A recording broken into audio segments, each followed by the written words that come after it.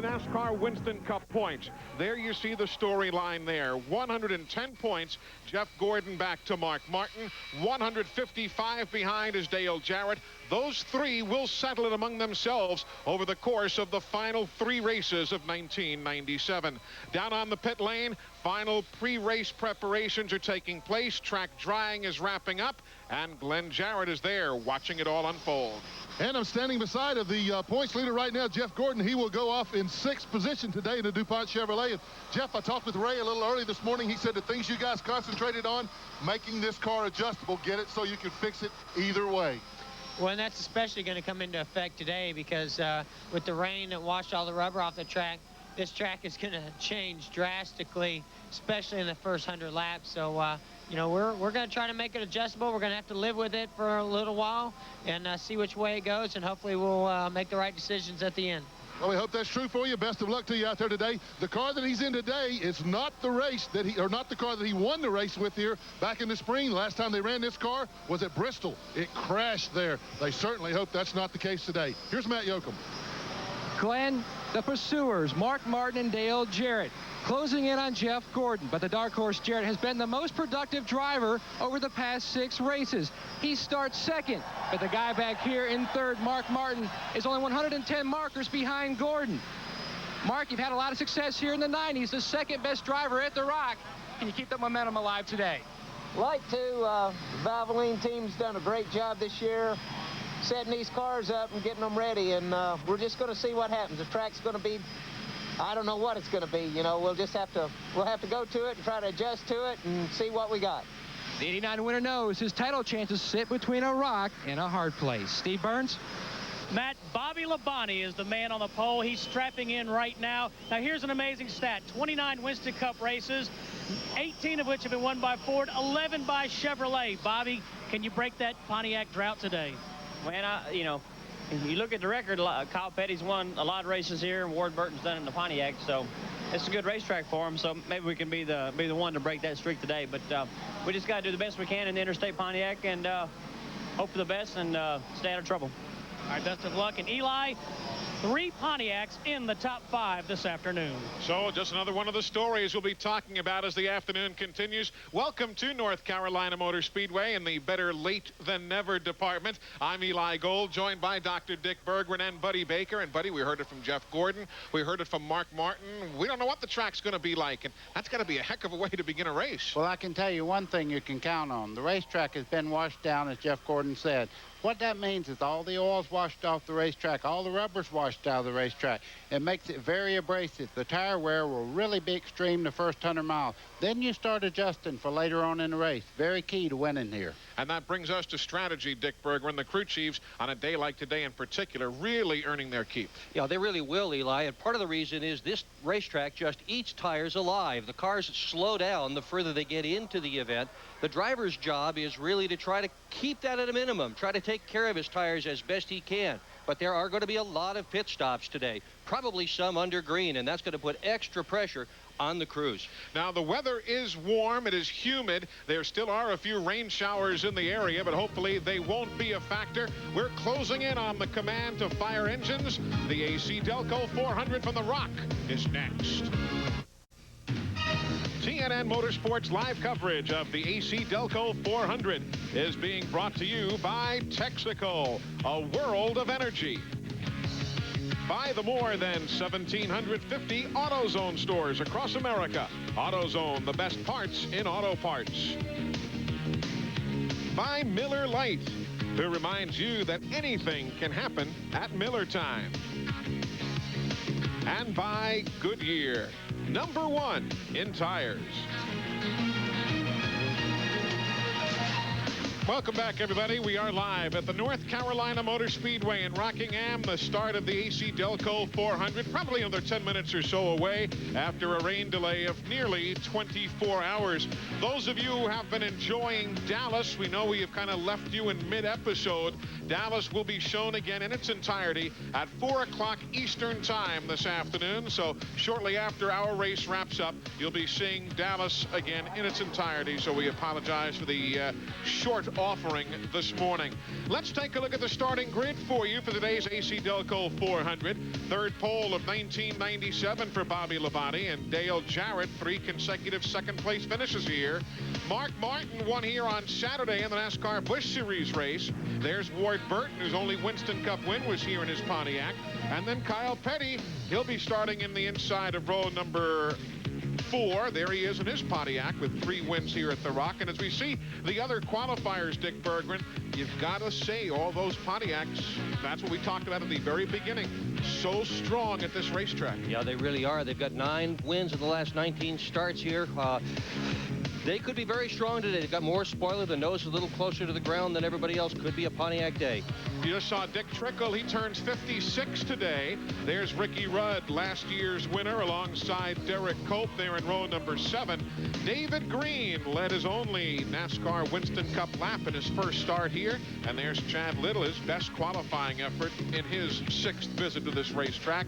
Michael Waltrip and Rusty Wallace. And Buddy Baker, Rusty has more wins here than any other active driver. He could be a story from mid-pack. I think so. He's had a little bit of a drought this year, if you want to call it that. For Rusty, it's a drought, but the team's there, the driver's there, and the car is certainly there, so you can never count him out. On further back, there you see row number 13, Kenny Wallace and Dale Earnhardt. 56 races now without a win. Robert Presley, his 6th start in the number 77 machine. And Bobby Hamilton, who moves on from Petty Enterprises when this year is done.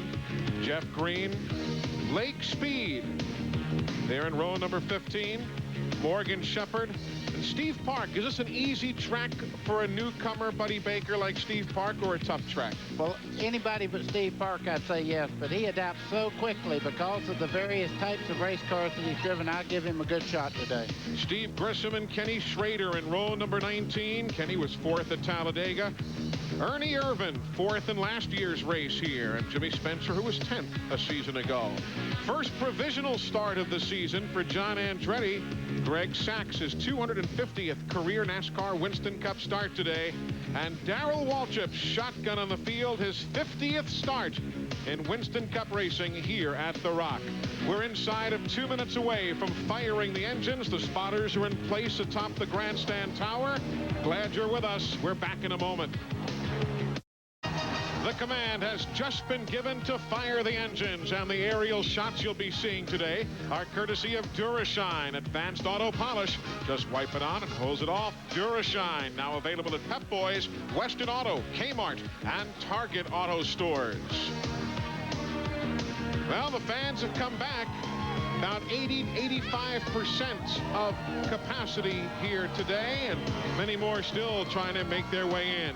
Now the AutoZone race analysis brought to you by the more than 1,725 AutoZone stores across America. AutoZone, the best parts in auto parts.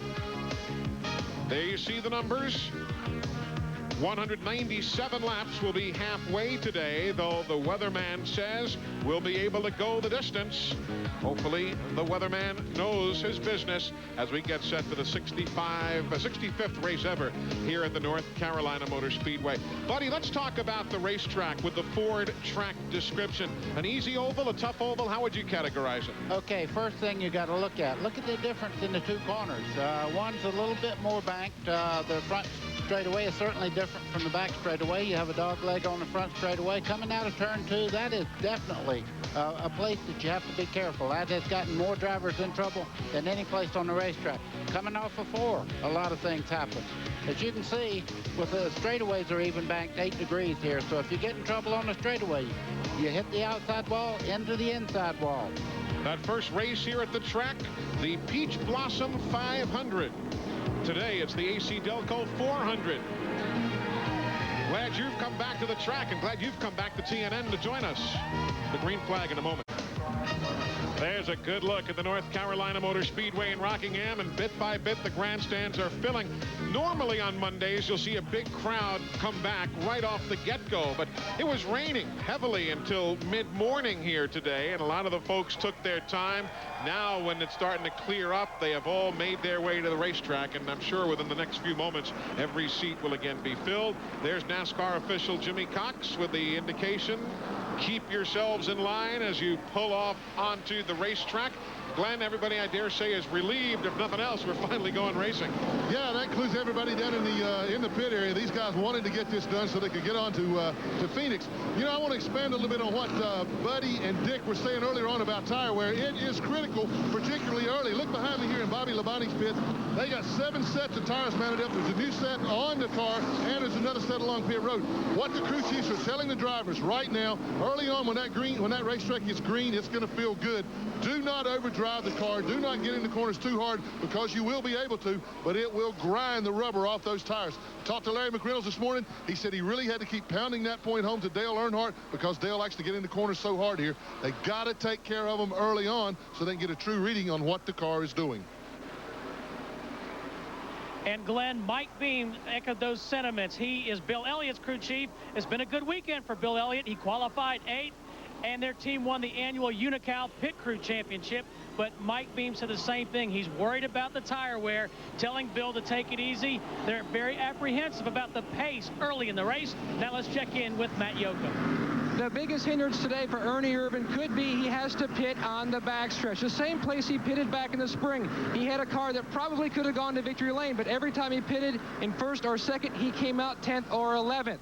They're pitting back there today. This is the same car that he ran at Loudon, started 43rd and went all the way to the front. Of course, for the record, our former broadcasting partner, the late Neil Bonnet, won an event here from the back pitch, starting 30th back in 1988. So it's tough to do, but it's not without precedent. Yeah, and he's the only one to do it. It's definitely harder starting out back. There are 30 teams that will start up front. The other teams, 13 of them, are going to start in the back, and that is determined whether you start in the front or the back by qualifying speed. Eli, one thing, coming in the pits on the front straightaway, you have a better entrance than you do on the back straightaway. You're in turn 1, and you have to get down on the back side, and the car wants to wash out towards the outside wall. So it's very difficult getting in on the back straightaway. As you can see, they start down through the front straightaway. They have all this to work with there going into pit road, but on the back straightaway, it's very, very tight. The teams will be getting the 2 to go signal now as they cross the start-finish line.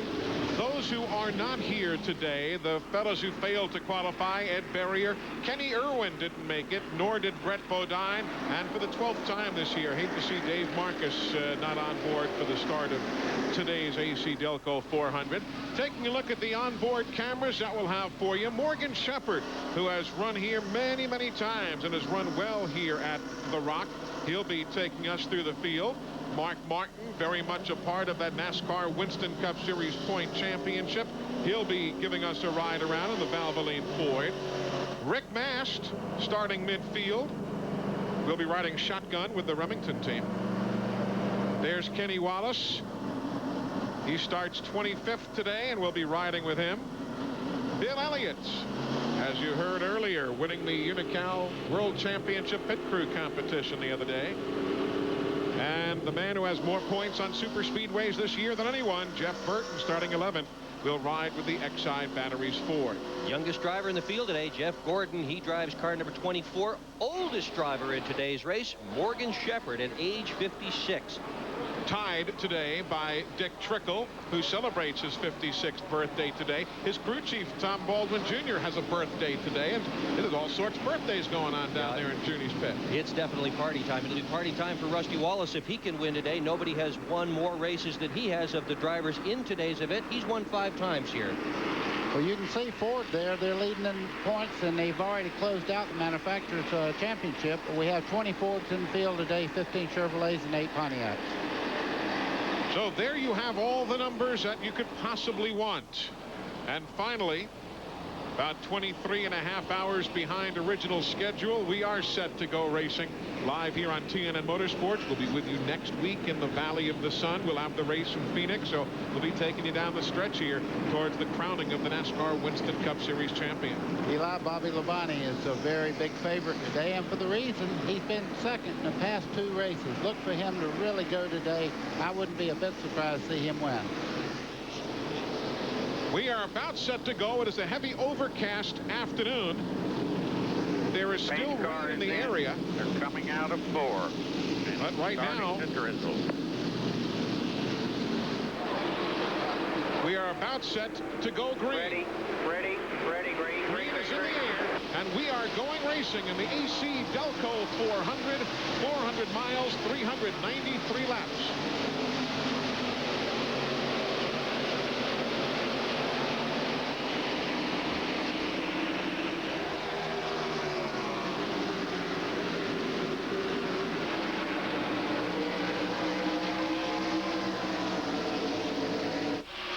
Well, as they come down, you see Dale Jarrett has already taken care of leading one lap here. That's 5 bonus points for him as they head off into turn 1. He gets that 5 points, and that's very important. Mark Martin there in third would love to get up there and take that lead and get himself 5 points. Everybody's scrambling here. The number 7 is Jeff Bodine there, the QVC colors. Inside of the DuPont machine, we have got rain. We have rain on the speedway, and here comes the caution flag.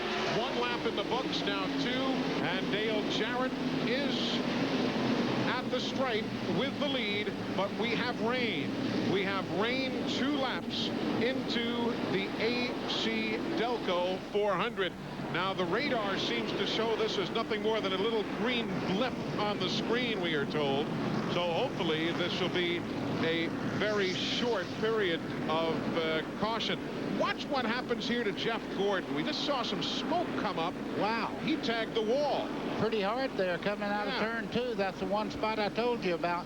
And what that can do, that can actually knock the rear end over in the car a little bit and create a problem later on. Hopefully he does not have a tire rub there. Green tires, cold tires. You can see the right rear there, Eli. You can see the concrete dust on the wheel itself. No body damage, but he definitely hit it with that right rear wheel, didn't he? Yes, he did. You know, during the live call there, you saw some smoke come up, and you weren't quite sure at the moment what it was, but the look on the replay shows that he did scrub the wall. There is rain all around the speedway right now. It had been just isolated over in turn number 3, but now the teams, even the pace car, is reporting rain all around the speedway, and umbrellas are popping up. The rain slickers are again being put on by the fans who have waited some 23.5 hours for this race to start. And this is not supposed to be. If you looked at weather radar this morning, it certainly appeared as if we were going to get this thing in without any problems at all. The sky looked really good just before the start. Everything was pretty dry, but a lot of this stuff is so fine that it doesn't get picked up on a radar, I am told, but it obviously is more than enough to affect a treadless tire carrying a 3,400-pound high-speed machine. Eli, the real important thing, we're going to look at the 24 of Jeff Gordon as he comes off turn 2 over there. You can see him get into the wall on the replay. Let's see. Bill Elliott was right around there. He has one of our cameras. Let's watch and see what happens. Oh, that was little more than just a scrub. Yeah. That was a pretty hard lick. So there's Jeff Gordon working under the caution. We'll have to wait and see exactly how, if at all, that impacts the resumption of the race for him. Here's how the fellas have done that are battling for the championship in the last 6 races. Average finish, you see, Jarrett, the best of the lot. Then Gordon averaging a 9th place finish, and Mark Martin averaging a 13th. Those the Richmond and Talladega finishes there for Mark Martin, the bugaboos for that Valvoline team. Glenn, what's the deal with Ray Evernham? What's Jeff Gordon telling him? Well, they're talking right now, and Ray, you had a chance to look at it on the screen on the replay there. Do you know anything yet? No, I guess we won't know till we get going. It doesn't look like it hit real hard. You know, it doesn't look like anything's rubbing. That's the main concern. Just got to hope that nothing's bent, nothing's rubbing. Well, like I said, we're going to take another look at it here, and it's from another angle there. But I guess racetrack, just a little slick, that rain coming down sure didn't help things. No, I haven't asked him what exactly what happened yet, but we'll see. You know, he just might have got up there a little bit. I hope, like I said, it didn't look like it hit pretty square. So, you know, he hit it a lot harder than that at Darlington. So we'll see what happens. Okay, and we know what happened at Darlington. He won $1 million. So that's the story down on the pit lane. The report from the racetrack itself is that the track itself is dry. but there is so much mist, as you see right there from our aerial cameras and so on, that they are concerned about visibility for the drivers. Eli, really it's not that much concern. As long as they can stay out there and keep some heat in the racetrack. With these race cars are only 4.5 inches off the ground, so you have your header pipes that run right under the cars. It'll keep the surface pretty well dry as long as they stay under caution. Well, we are staying under caution for a while, so why don't we take care of some business? Dale Jarrett is the race leader. Picks up those 5 bonus points right off the bat here at Rockingham. Winnebago Industries, the official motorhome of TNN. Stop by your local Winnebago or Itasca dealer now and see the new models available. For more information on the Winnebago Motorsports team, please call 1-800-643-4892, extension 2. Today's broadcast is sponsored in part by Featherlight Trailers, the official trailers of NASCAR, CART, IRL, and a major sponsor of the NHRA. Remember to call Featherlight for all of your trailer needs at 800-800-1230 or 319-547-6000. Commercial transportation for today's broadcast has been provided by Ryder, the official transportation company of Opryland. There you see the tarpaulins that are covering all of the pit boxes and the high-powered dryers that the teams now place, I guess, Glenn, to further keep the temperatures up and to keep that pit box dry. Well, absolutely, Eli, and the main thing is so when the cars come in for a pit stop, they can stop, but probably more important, so they can get traction when they leave the pits. It's awfully tough because these guys pop the clutch and take off out of here with the tires spinning, and you don't want that on wet surface. So the very first thing that any of them did was, as soon as that rain started, man, they covered pit road with all these tarps. That's the update on pit lane. Don't forget, for those of you who are tuning in to see Dallas, the Dallas episode, normally airing at this time, has been preempted now because of live coverage of the rain-delayed AC Delco 400. Dallas will be seen in its entirety at 4 o'clock Eastern Time this afternoon, right here on the Nashville Network. While we've got time during track drying, guys, let's take a look at what's happening for 1998. And buddy, a lot of changes. Well, that'd make a pretty good starting lineup for a race somewhere. But Bobby Hamilton will be driving the number 4 that Sterling Marlin's driving next year. That ought to be a good combination. Sometimes you need to change just because you need to change. Things are not working. Sterling Marlin and Tony Glover reuniting under the Sabco label next year. There you see some of the other changes. John Andretti there right now with Cale Yarborough. They're sponsor hunting. Of course, there's a lot of talk going on about what happens next year. Would Richard Petty maybe take John Andretti as a driver? Should Cale Yarborough not come up with a sponsor? What about it, Richard? No. I mean, that's how simple it is. I'll tell you when I get everything squared away, I'll let you know what's going on. Right now, we're just in limbo. In fact, I've threatened that I might drive the thing, so that'll probably bring some of the drivers out of the woods when I do that. Well, before you would go that far for you to get back in the car, you do know that I'm still available. Yeah, we were just talking about that. Between me and you, I think we better go find another driver, okay? But again, he did not say no to John Andretti. He just was no in general terms. He was non-committal. And we'll all find out together. One would assume within the next short while. They've run well, as you see the field getting the 2-to-go signal. But Glenn, you know, Richard's team is doing all right. The Cale Yarborough team has done all right. But without a sponsor, that kind of leaves Cale and John Andretti kind of hanging out to dry. Oh, it definitely does, and it's a shame that Cale hasn't been able to put anything together. And you were right to clarify that. He wasn't saying no to John, but in case you missed it, he definitely said no to me.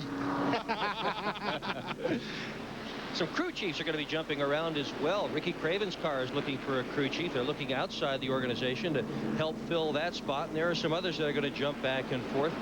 Tommy Baldwin Jr. is going to stick with the number 90 car. Dick Trickle, I guess they're going to enjoy their birthday party today and stay together for 1998. So that's some of the silly season talk as we look ahead towards 1998. The field getting the 1-to-go signal. Right now, Dale Jarrett leading the event, as he has been since the get-go, Matt Yoakum. And If nothing else, he's gotten his bonus points so far. He already picked up those 5 bonus points for leading. Todd has told him, look, if you can stay out front in our pace, let's just reel off laps, because last time we were here, we led the most laps, but failed to get the win. We finished second. He's finished second here the past 3 times. DJ's car today, the same car he dominated with here back in the spring, black in Decker, because it cuts through the field, but it has yet to cut a path to victory lane. Dale Jarrett this year has completed 8,739 of the 8,792 laps. That's remarkable to not run only 60 laps of the entire season as we get set to work here in race number 30 of the year. Eli, they're coming down for the green flag. You can see them wiggling back and forth, putting some heat in these tires, getting ready, trying to get the optimum grip as they go into turn 1. Ready. Still a lot of heavy overcast. The rain has stopped. We're back to work. Lap number 14. Dale Jarrett leads. Back to turn 1. Gordon right upstairs again. Remember, we've not seen the car run for Jeff Gordon since he tagged the wall there on lap number 2. We'll keep an eye on that. Riding with Mark Martin in third. Groove is on the bottom right now. We can expect to see it move around during the course of today's event. On Saturday, they had a Busch Grand National race here, and upstairs was the fastest line for quite a while. You can see Jeff Gordon there using that higher line there, trying to get by Bill Elliott as they go down the back straightaway. And there is 2 grooves here. And you can see right now the grip's pretty good. Bill moves up just a little bit. Jeff Gordon drops in behind him. That upstairs line is a good place to take good care of your tires. You don't have to cut the car. Here goes the lead change. Bobby Labonte works the low side of the racetrack to grab the top spot away from Dale Jarrett. So at lap number 15, a swap for the lead here at the Rock. Running upstairs, you don't have to cut the car as hard when you go into the corner, and you could come off a little bit smoother as well, so that saves the tires. And Jeff Bodine there in the 7 almost had a wall in his face, buddy. Okay, the good part is you can see that Bodine is dropping back a little bit. The good part is the 24 there, Jeff Gordon, does not have a tire rub. He's not smoking at all, so his impact on the wall on the back straightaway did not hurt the car in that respect. That move there, though, to the 97 Chad Little, the green and yellow machine. He'll take 12th, and that puts Jeff Bodine back in 13th, and he's going to have some more problems there. Watch what happened to the number 7. He and Ricky Craven are right together. They touch just a little bit. You can see Jeff in the 7 car there get just a little bit loose. And when you lose momentum like that, it looks like something goes wrong with the car. But Jeff stays in 12th. For a moment, it looked like the number 10 of Ricky Rudd was going to bypass him, the winner of a year ago. But not so the case. The 31, Mike Skinner, right behind. Good gnarling group of race cars there. Look at the 3 wide there. Good battle. That's for 17th spot. Michael Waltrip in the Citgo colors. David Green in the Cat car. The Skittles on the outside. That was Derek Koch. And we were riding with Rick Mast. See Rusty Wallace in the 2 car there on the outside of the new paint job that Nemechek has on the 42. As they go through the corner there, it looks like Nemechek's just a little bit quicker off the corner. All of that middle of the field. 15th on back.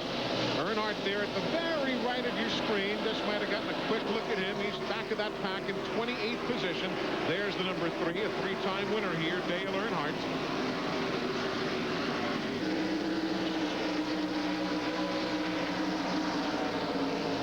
Started 26th, so he's dropped back a couple of spots. A lot of 3 wide racing, like we saw here on Saturday. 3 wide to get 2 wide in a hurry when they get close to the corner. You can see them kind of check up and get back in line. At least 2 wide you can make it. 3 wide, here's the question. Nemechek in the 42 machine. Jeremy Mayfield behind him in the 37. That's 19th, 20th, 21st spot. This racetrack has really come in after a repave several years ago. They can conveniently run side by side here and extremely close. Great race here on Saturday. There were a lot of opportunities to watch people running side by side. The front 4 were side by side lap after lap in that one. Again, you can go through the turns hard here, but you got to be careful of getting off the corner without it pushing and getting into the wall or using up the tires. Well, biggest thing to remember, all these cars are running very, very hard right now. But but at about 10 laps from now, the newness of the tire goes away and the grip starts to go away also. The racetrack gets a little more rubber in it, and you're going to see a lot more sideways in the corner racing too. 23 laps are complete of 393. Just tuning in, yes, we are live after a delay of nearly 24 hours due to rain here at the North Carolina Motor Speedway. I'm watching Dale Earnhardt take care of his tires just behind this group here. He's passed about 10 cars in the last 2-3 laps. It's really hard when a car, like they said, they're getting great traction right now, and it's hard for a driver like Dale Earnhardt to hold back. And that's a lot of taking care of the tires. Ask both the crew chiefs and ask the drivers as well, what's the most important ingredient in taking care of those tires? And they will all tell you that it is the driver. But in the garage, if they get these cars set up with springs that are a little bit softer, put a little bit more shock to it, that will allow the car to run better when the tires wear a little bit. So some of the guys who don't look quite as good in the early laps will come on more strong when the tires start to wear down. And remember what we heard from Glenn Jarrett earlier. Larry McReynolds, Earnhardt's crew chief, them trying to convince him to be conservative in the early going, take care of the tires, mind the race car. There you see a gaggle of machines right there. Lake Speed in the 9, Sterling in the 4. Oh! Close quarters racing. That was Grissom in the 41 and Rusty in the 2. And they're all going to catch their breath. That's back at 29th position. And they both just about took each other out. Look at Ernie Irvin there in the 28. He's moving up very rapidly. He did the same thing in New Hampshire. Started in the back of the field, worked his way to the front very quickly. He's on a move right now.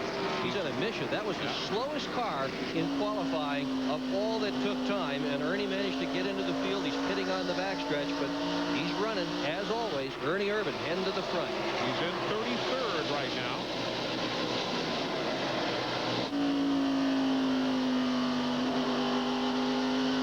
Looking back towards Terry Labonte, whose brother continues to lead this thing.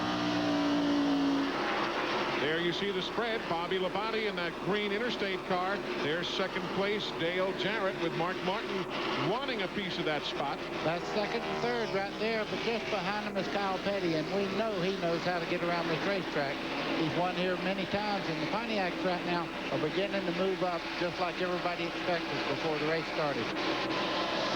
Bobby Labonte is the race leader here at the North Carolina Motor Speedway in Rockingham. We are 29 laps being worked right now. We're coming right back. TNN Motorsports live coverage of the AC Delco 400 is being brought to you by Napa Auto Parts. At Napa, we keep America running. And by Wendy's new fresh stuffed pitas. If you haven't tried one, you will. By 1 9/10 seconds, there is your race leader, Bobby Labonte. He's pulled away from Mark Martin by that margin of nearly 2 seconds. That's what it looks like on the racetrack from first back to second. Martin and Kyle Petty there, having both bypassed. Now Jeff Burton, who's running in 4th. Dale Jarrett 5th. Ward Burton in 6th. Bill Elliott 7th. Ricky Craven is 8th. Birthday boy Dick Trickle is 9th. And Jeff Gordon now running 10th. Chad Little, you see him right there, the John Deere colors, back here line there, the 97, right behind Jeff Gordon. There he is. He has moved all the way up now to the 11th spot from starting 16th. Good solid run here in the early going for Chad. Great run, and he said when he did the race here Saturday, he said, I learned a lot about this racetrack sitting up here looking at the guys as they got into long runs. He said, I think I've learned something that'll help me. I'm not saying that's doing it all, but it certainly looks well. 8th place is the battle between Trickle in the 90 and Craven in the 25. Let's see now, how many decades separate those two guys? Oh, come on, guys. About 3 decades in a car lane. Yeah, Craven's 27, so well, it's 29 years. Yeah, if Trickle was a rooster, you wouldn't want him. He'd be a little too tough, but he's tough on the racetrack, too. Good one. Here's second place we're watching now. Kyle Petty is in the 44. Mark Martin, the number 6, as they swap around positions here. This obviously not a surprise because Kyle Petty has always run so very well here at this racetrack. He's got a smooth line at this place. He doesn't charge the corners. He goes in nice and smooth and easy, and it's really worked well for him here at Rockingham. 5 poles, 3 wins. You could see it right there in the in-car camera. Mark Martin closed in 5 car lengths getting in the corner. By the time he got in the corner, guess who was going off? Petty was already back in the throttle before he ever got off. This is 9th place, trying to swap around right here. Gordon keeping it down low, and there's what's opening the door. Craven has been slipping up the banking just a bit, but he has the power to pull him on the straights. And he runs high here consistently, just like Dover. Remember the race at Dover when Ricky Craven ran higher than everybody else? He tried that same kind of line here Saturday in the Grand National race. For a while, he was all by himself, and then one after another of the drivers saw that he had some speed, and they followed the same kind of line, and everybody picked up when they did so. There's 20th spot now. Earnhardt has it. Derek Cope in 21st. Jeremy Mayfield, the 37th, right behind. And you see again the haves and the have-nots as far as handling right now. Well, the computer's having a hard time keeping up with Ernie Irvin right now. He's dicing through these people, I mean, as fast as he possibly can. This 28 car, look how well he's running up out of the corner here. He backed off a little bit. He got a little loose there coming out of the corner. But boy, is he moving up through traffic. He's 25th now, Ernie Irvin is, from starting 39. Meanwhile, remember we showed you this combination. We showed you that group of cars before, and Rusty Wallace was in the mix there. And Rusty is now all the way back in 39 ahead of Gary Bradbury there in 40th. Steve Burns, what's the deal? Exactly, Eli. He started 18th all the way back to 39th. I just spoke to crew chief Robin Pemberton, and he said they are loose in all 4 corners of the racetrack. A loose race car is not easy to handle. He's going to have to hang on until they can make adjustments on their first pit stop. But again, Rusty has 5 wins here, 8 top 5s, 13 top 10s, and 27 visits. So he knows what it takes to run well here if they can get her dialed in. Let's just talk real quick about loose while we watch this great race down the back straightaway between Ernie Irvin and Derek Cope as they go into turn 3. Loose is where the back of the car is. You really can't get enough grip with it, and the back is trying to come around all the time. And instead of turning left to go in the corner, you're turning right to keep the car straight. So it's a very uncomfortable thing for a race car driver to do. That's 23rd, 24th, 25th, and 26th on your screen right now. Ernie Irvin, Derek Cope, the 37, Jeremy Mayfield, the 5, Terry Labonte, the 4, Sterling Marlin. Also closer to the front, there you have Ward Burton in 7th and Ricky Craven in 8th. Jeff Gordon now coming into the picture in 9th, and Trickle right there, the 90 in 10th.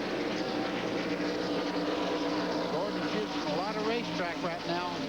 The key to him beating Dale Jarrett earlier in the year was changing his line at this racetrack.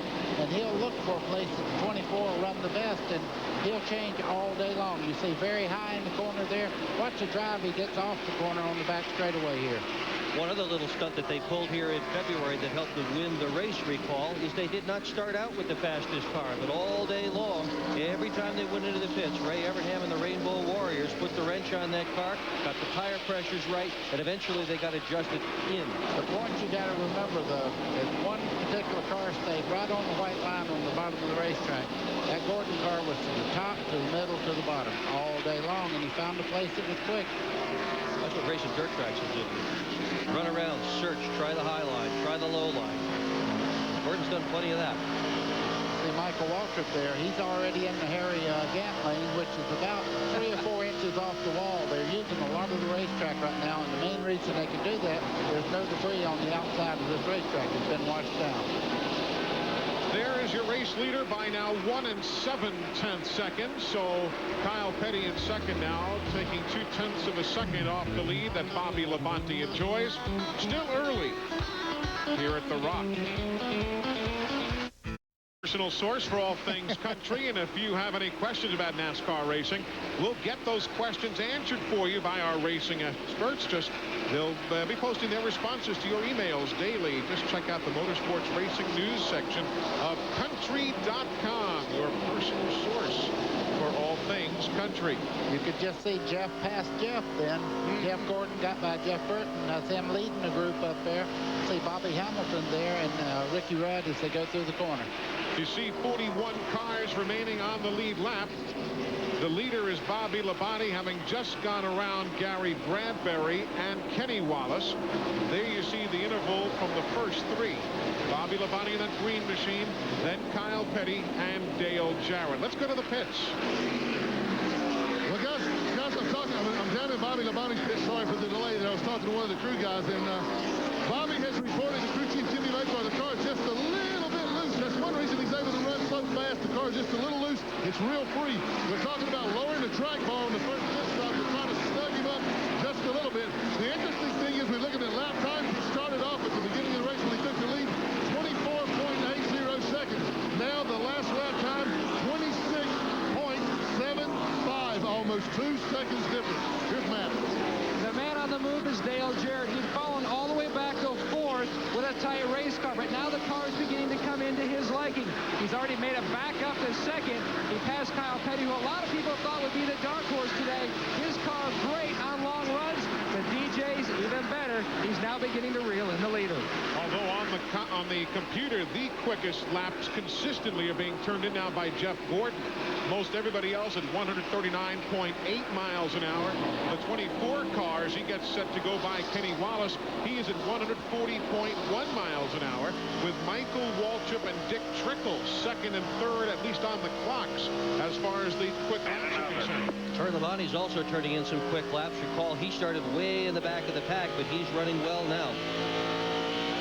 There you see the Texaco Haviland points as they run at this very second. What had been 110-point spread and 155 back to Dale Jarrett. You see how it is adjusted here through the first 61 laps of today's race. Michael Waltrip, he's running ninth. Ricky Rudd 10th, the 43, Bobby Hamilton 11th. And we're riding with 12th place Rick Mast. Rick's had a couple of top 10s here in the last few races, and actually the best performances of all of 1997 for Rick. His only top 10s of the year were at Dover and Talladega here in the last few. You're right about that. And the 43 car of Bobby Hamilton always runs well here. You can see him just in front of the car you're riding with right now.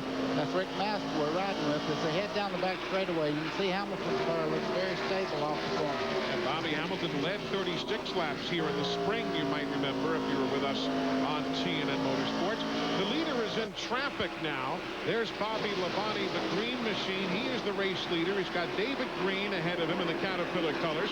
And the 98, that's John Andretti in 40th. Eli, let's talk about what's happening right now. He's putting some good race cars a lap down. Bobby is able to turn the car, as you can see right there, right on the bottom of the racetrack. Everybody else is skating.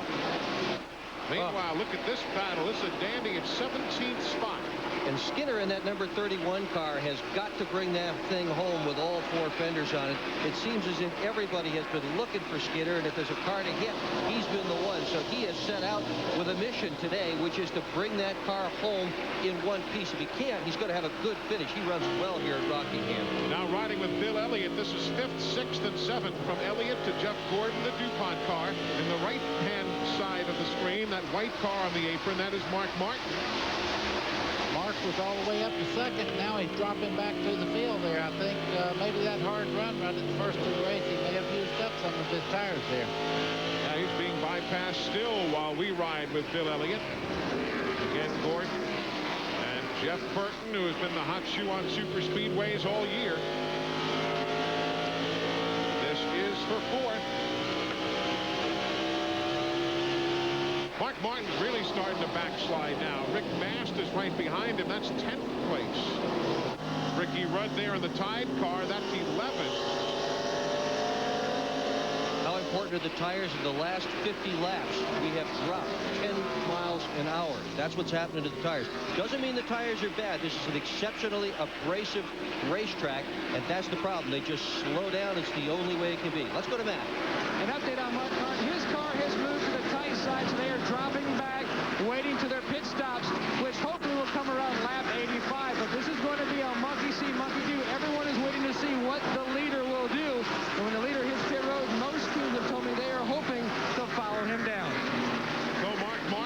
was the winner here on Saturday, but has not won here in a Winston Cup car since 1989. You see some pit stops now. You saw Bobby Hamilton was in at lap number 67. Here at lap number 68, David Green is in for service. But there's the leader's crew chief, Jimmy Maycar. He likes what he sees. Back at Rockingham, the leader is the green number 18 of Bobby Labonte. Rusty Wallace in the 2. He is 34th, about to go a lap down. We are seeing pit stops, though, for many of the top runners. Why? Because new tires is equating to 5 miles an hour of speed difference between the fellas with the new tires and even Bobby Labonte, who is the race leader. Glenn?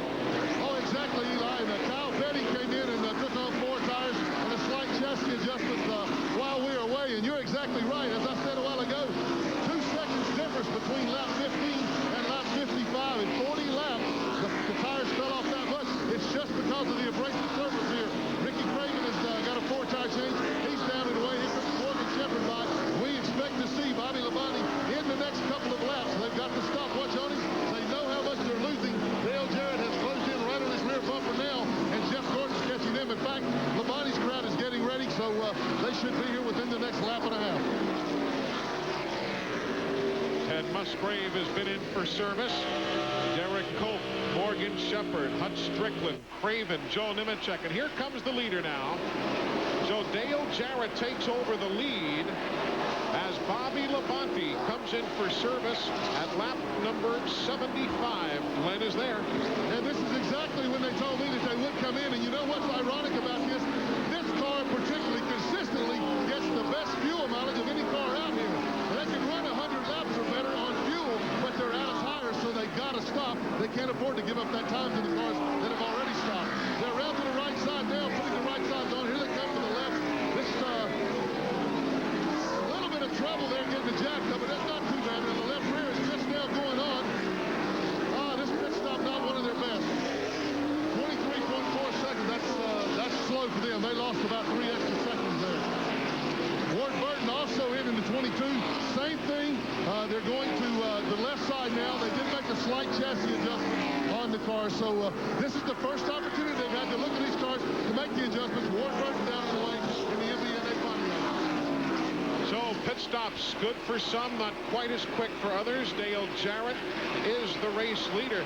We're keeping an eye on Kyle Petty as well after his stop moments ago. We'll try and get a good look at it for you. Looks as though the headers are really dragging on the racetrack. He's got a shower of sparks as he works into the corners. But there you see the race leader, Dale Jarrett, going around Darrell Waltrip now, as most of the teams are making their stops. Here comes Jeff Burton onto the pit lane for service here at lap number 78. You ride with Jeff Burton. He is in. So too Michael Waltrip. Mark Martin. Chad Little is in. Steve Burns. And Jeff Burton to the attention of his crew. Now they're going to make a slight chassis adjustment. 1 round on the track bar, and they're going to take some air pressure out of the left front. Let's go to Matt Yocum. They're making a 4-tire stop for Mark Martin. He thought he had a tire going down, so he stayed out an extra couple of laps. It turns out it was not. He said he found the groove he can run in. 19.6 seconds. Good stop for the Ballard crew. Indeed, a good stop. And here comes the race leader, Dale Jarrett. He will pit at lap 80. Lap 80. That will give Jeff Gordon the race lead. So Gordon takes over at lap number 80. Dale Jarrett also in for service. Here come other stops now. Robert Presley. Let's go back to the pits. Slugger, Labby, and Brad Parrott going to work on the outside, changing the tires on Dale Jarrett. This will be a 4-tire stop. They will be making some adjustments. A half a pound of air out of the left front and right rear. Good stop for Dale Jarrett. And he's down and away. 18.6 seconds. Now the lead goes to Jeff Bodine as Jeff Gordon comes in for a pit stop. Glenn? And Gordon will come to the attention of the Rainbow Warriors. This also will be 4 tires. Everybody want to get a chance to take a look at the tire wear right now. We saw the tires come off of Bobby Labonte's car, and they are pretty well worn out in only 75 laps. But as the track gets more rubber on it, we expect to see tire wear improve. They are not making a chassis adjustment. The adjustment on Gordon's car will be with air pressure. And as we noted, he was coming on strong. Great pit stop. 19.5 for Jeff Gordon. the car was handling, particularly at the end of that run when the tire wear was at its worst. Gordon was at his best. One thing you could see from up here, every car that come in had the front end packed with rubber. The tire wear is so excessive, the front grills on these cars were just packed. There was a good pound of rubber come off the front of every one of those cars as they cleaned the grill. Jeff Bodine leading the 10th different race of the year for him. He will now come onto the pit lane. That will give Kyle Petty the race lead. Glenn? And Bodine brings the QVC Ford in. These guys, we saw him get it together with Ricky Craven earlier on, and it looked like they got the car a little loose, but I do not see a chassis adjustment being made right now. Right side's done. They come around to the left. Jack is up under the car. Ooh, the left front tire changer was waiting on the jack man, so he was doing his job well. Now the left rear a little slow, and he's down and away 22.3, so he gave away about 3 seconds to Dale Jarrett, Jeff Gordon, and the others, but still good run so far for Jeff Bodine. So Pontiacs right now are running first, second, and third. Right there on the screen, you've got Kyle Petty, who has led both races at Pocono, the Pepsi 400, and Richmond, leading here in Rockingham. Green flag racing continuing here at the North Carolina Motor Speedway, and there you see the current race leader, Bobby Labonte, ahead of Kyle Petty second. Bobby Hamilton is now in third. Dale Jarrett runs fourth. Dick Trickle runs fifth. The Pontiacs really got at it here over the last few moments. There was some good three-wide racing seconds ago. Well, you can see right now the green car there, Bobby Labonte on the inside. Kyle kind of backed out and let Bobby Hamilton go into 43 on the outside. But this don't last very long. These two overhaul the 43 of Hamilton. Would you have wanted Kyle Petty to stay there and see both those cars wrecked and then have to face his father? Think about that. No, I drove for the Pettys. You don't wreck your own cars, believe me. No, I would not want to face Richard Petty under those circumstances. They're both operated out of Petty Enterprises. We are back live now. If you're keeping tabs at home with us, Kyle Petty led laps 83 through 85.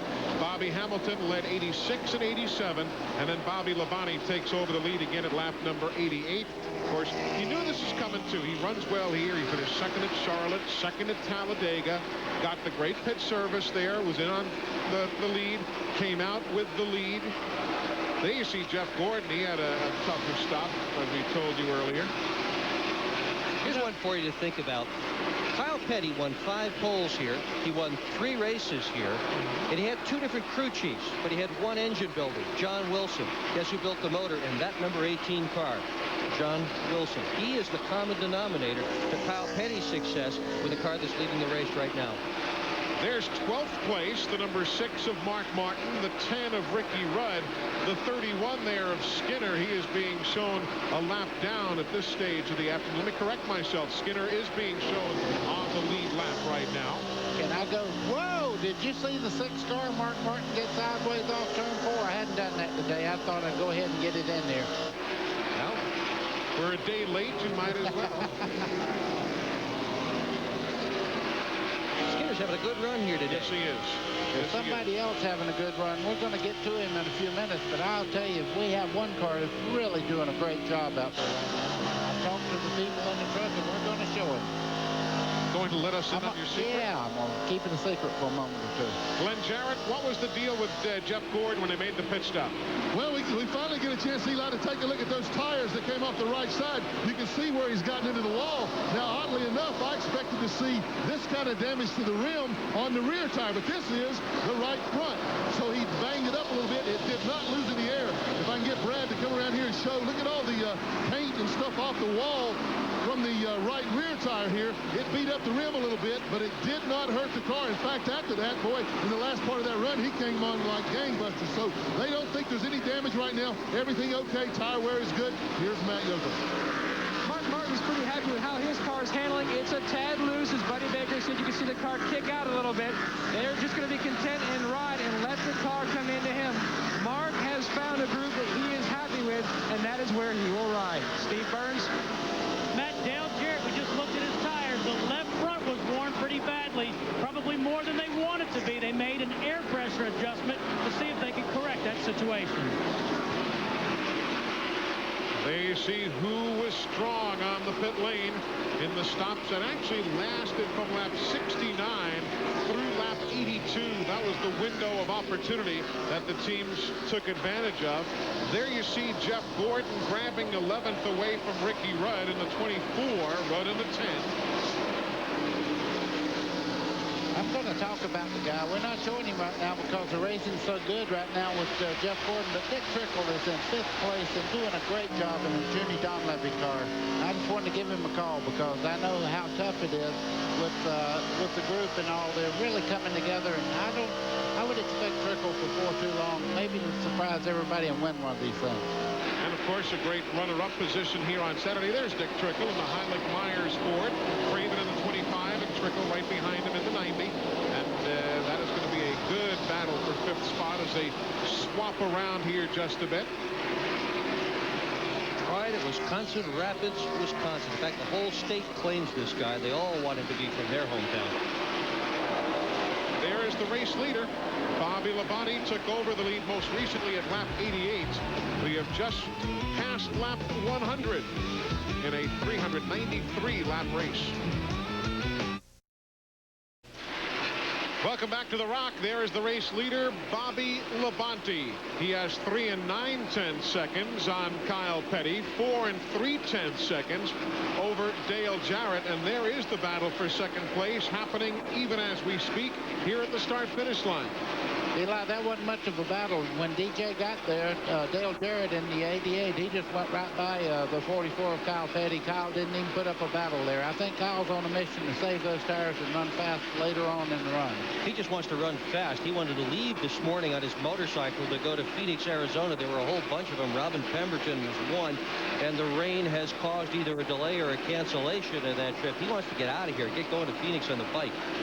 Unscheduled stop for Johnny Benson while we watch the race leader. Johnny was in just 31 laps ago, and he's on the pit lane again. This is for 5th place. Somebody was for 5th place, and it's gone that quickly.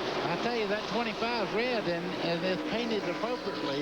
This thing's on fire right now. He's going by these cars like they're waiting on him. You see Kyle Petty just in front of him. As Trickle moves up on Hamilton there, that's going to be a battle for position in a lap or two. Looks like Hamilton's a little bit off pace right now. You got some rookies of the year right there. Ricky Craven from 1995. Bobby Hamilton, Dick Trickle. Trickle's been rookie of the year in many a series.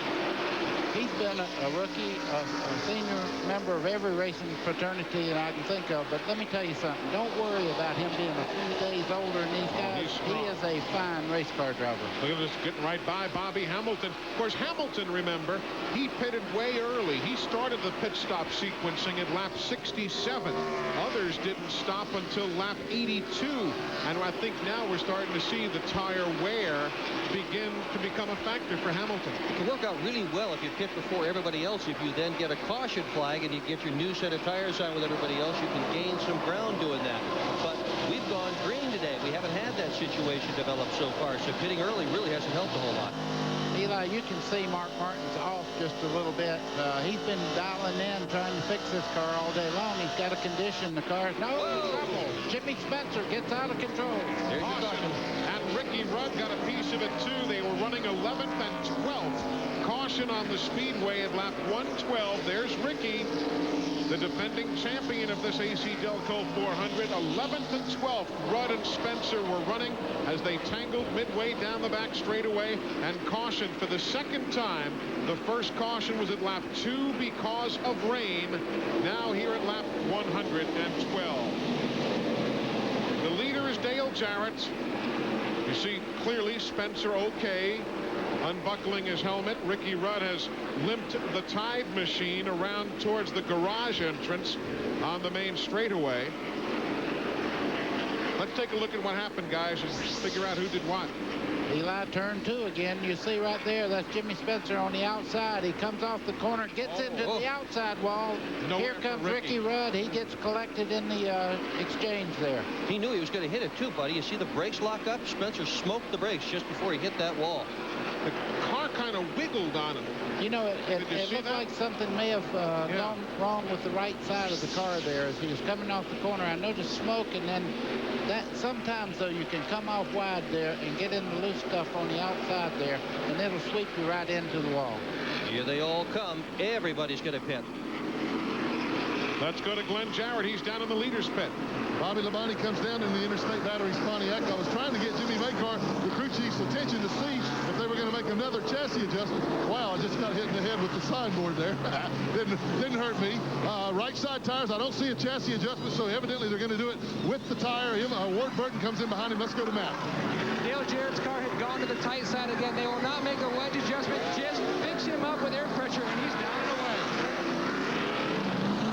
away. All of these stops at lap number 114. They're going to break away. When we come back, we'll take another look at, see if what we can determine may have happened to Jimmy Spencer's car there, the way it wiggled off the corner, and we'll reset the running order for you.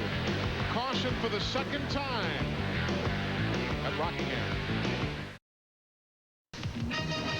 TNN Motorsports live coverage of the AC Delco 400 is being brought to you by the more than 1,750 AutoZone stores across America. AutoZone, the best parts in auto parts. And by Wrangler, cowboy cut jeans. Back with you here at the North Carolina Motor Speedway. It was a heck of a lick that Jimmy Spencer's machine took into the wall. And let's take a look, buddy, and see if we can see if anything broke or what got him sideways in the first place. Okay, you see Jimmy Spencer coming through the corner here. Okay, right here. And he starts off, he's running the high line, and as he starts through the corner there, the back end starts to break loose right there. Now, he's always sideways. Now he's trying to get control. You see the back really getting out. He gets up in the loose stuff, puts the brakes on right there, and that's what got him into the outside wall. Ricky Rudd, unfortunately, come along at the wrong time and got into the back of Spencer, tearing his car up. So there you see what happened. Jimmy Spencer and the remains of the Camel number 23. Jeff Gordon's on the racetrack in fourth spot, Glenn. Yes, he is, Eli, and that is due to a great pit stop by his guys. 17.95 seconds to do the four-tire change under that caution. He came in 10th position, went out in fourth. There is some concern down here right now, though, as he was exiting his pit very fastly. He ran into a rear tire that had come off of Kyle Petty's pit, or Kyle Petty's car, who was pitted right next to him. It did a little bit of damage to the left front. If we can get a close-up sometime, you can see a little dent there on the left front air dam. They don't think it's a problem. Matt? Mark Martin's car has again moved to the tight side. They loosen him up with air pressure, no wedge adjustment. A lot of cars and drivers are telling me, that the left front tire that are coming off the cars are the tires that are being abused the most. Normally it might be the outside tires, but it's the left front, because a lot of teams are using more camber to help the car cut or turn into the corner. Steve Burns? Matt, the guys upstairs were talking about how well Dick Trickle has been running today, how improved that team is. They had a very good pit stop for that team. They came in fifth, went out, held their position. They're now running fifth. Tommy Baldwin, the crew chief, there was a lot of speculation that he might leave. In fact, that he might go to a Hendrick Motorsports team, but he has really whipped his crew into shape. But he said he's staying next year with Dick Trickle and Judy Donlevy on the 90 car. And that'll be exciting to watch for 1998. Time now for our Tech Fact, brought to you by the more than 1,725 AutoZone stores across America. AutoZone, the best parts in auto parts. Here's Larry McReynolds.